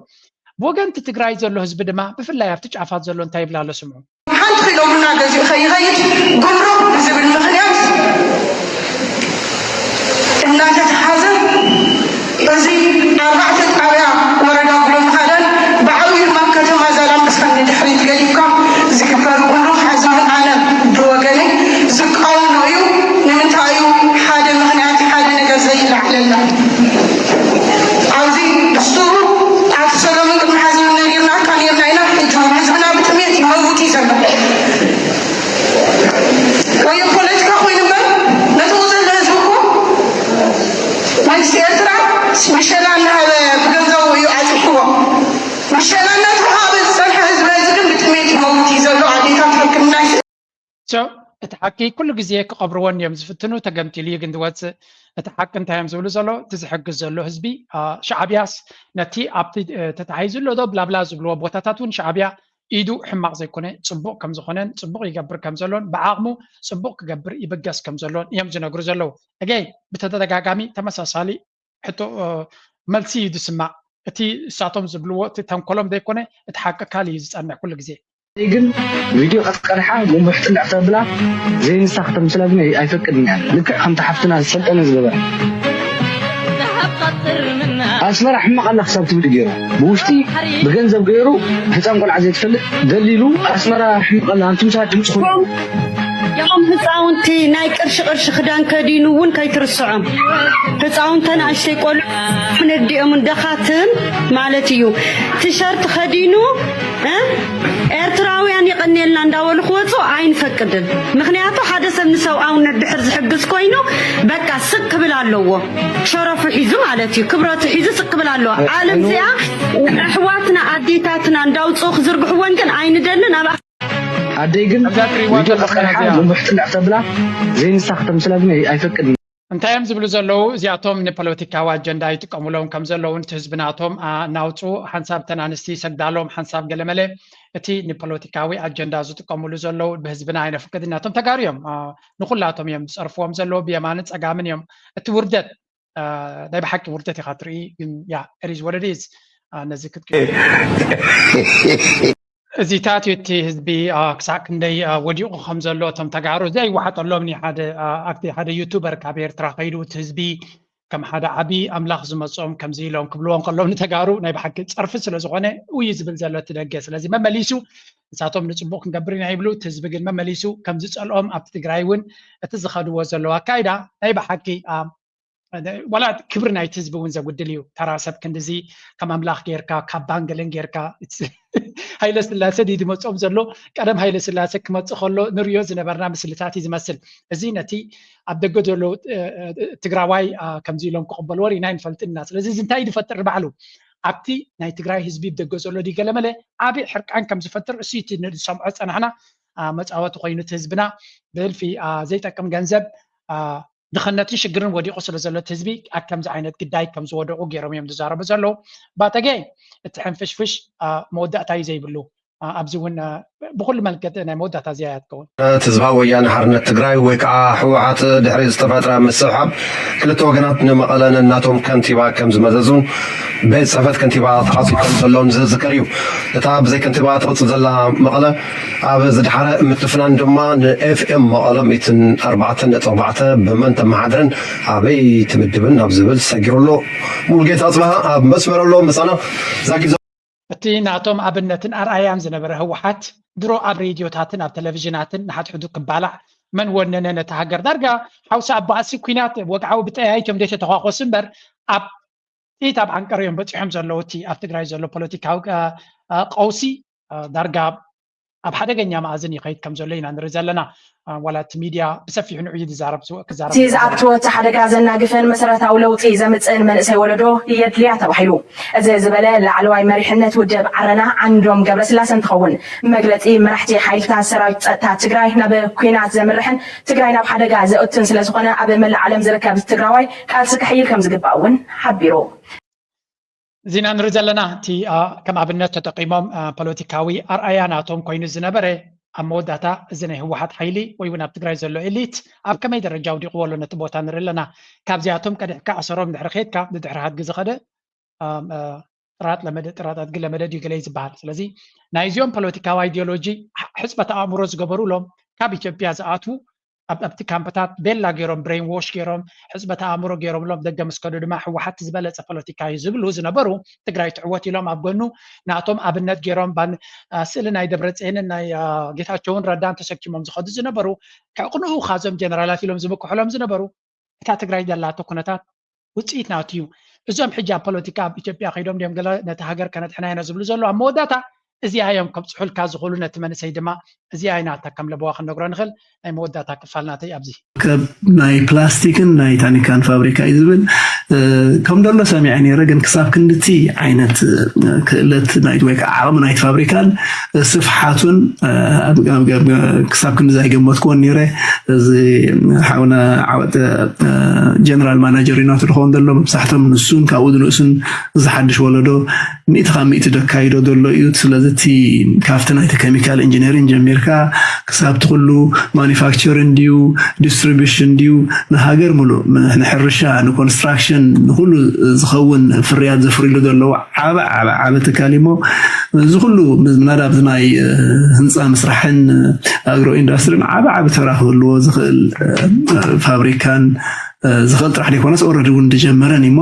ከዝገርም እዩ ከምዚ ዓይነት ተኽእሎታት ኤርትራ ኦልሬዲ ሒዛቶን ተበጊሳቶን ኣላ ኢልና ብዓይን ክንርኢ ከለና ኣብቲ ናይ ተስፋ ዝህብ ናይ ልምዓታት ንጥፈታት እሞ ናካለ መዓልቲ ክኾነልና ከም ዝነበልክዎ ናይ ፒቪሲ ማኒፋክቸሪንግ ናይ ቱቦታትን أبرسي والنايس كاتلا نايتانيكان زوساسخنيو زيوم أحواتنا نريم دلنا بتم أكايد تسرحهم دخون دلو مالتيمو نتي لقبرنا مكبالن كحبريتان دامسقونكو بزعبو منتلقلنا بروغرامات كنسرحنا مالتيو عابد تسفازهب عابد بروجكتي عريابي ناي بحكي زيوم منسيات كترخ لها أبيرترا بفلاي أبتا عودة إندستري يخون أبتي كالي منسيات بوتوم حيزوم كمزلو ناي بحكينا أنا زي حقوس كم يرتراوي أتي كنت طبعا يرترا نبت منسي ولدو كسجر كمزلو أتوم منسيات أبي يرترا تمل مليون بتي منقص تمل مليون زعبيو أبتوش تعدي بتحدنت ناي تهاجر تي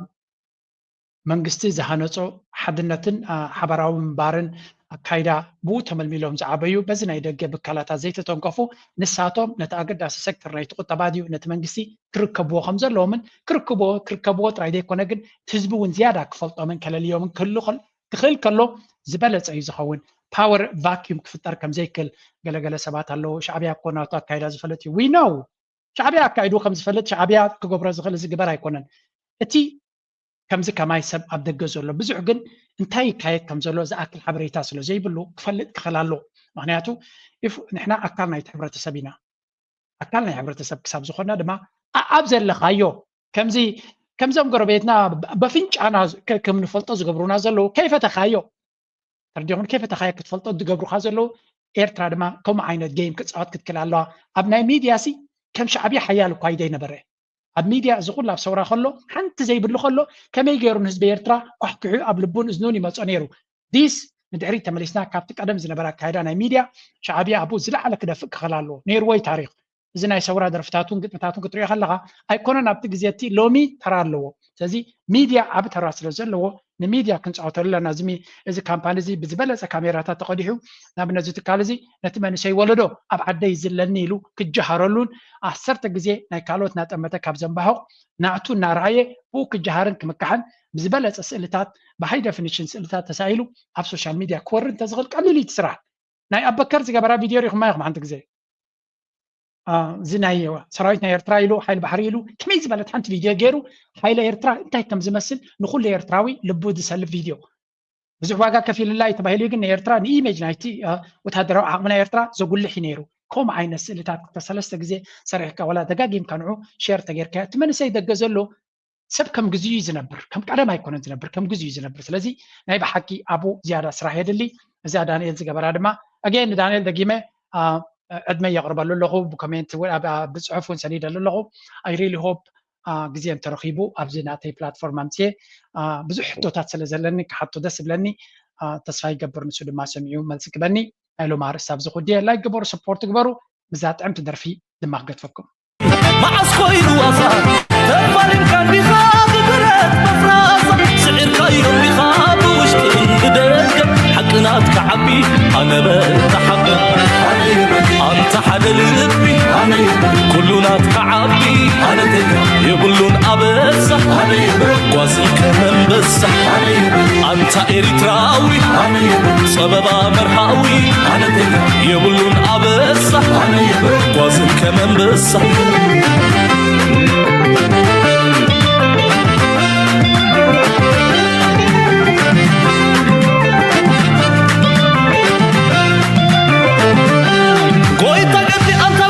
أنا تلك سيكونن متعنان زنق فتحي زقنعك خمقنا أنا يبل أنت نقصصنا ويتا قدي أنت ويتا فلان أنا تلك سيكونن متعنان زنق فتحي زقنعك خمقنا أنا يبل أنت نقصصنا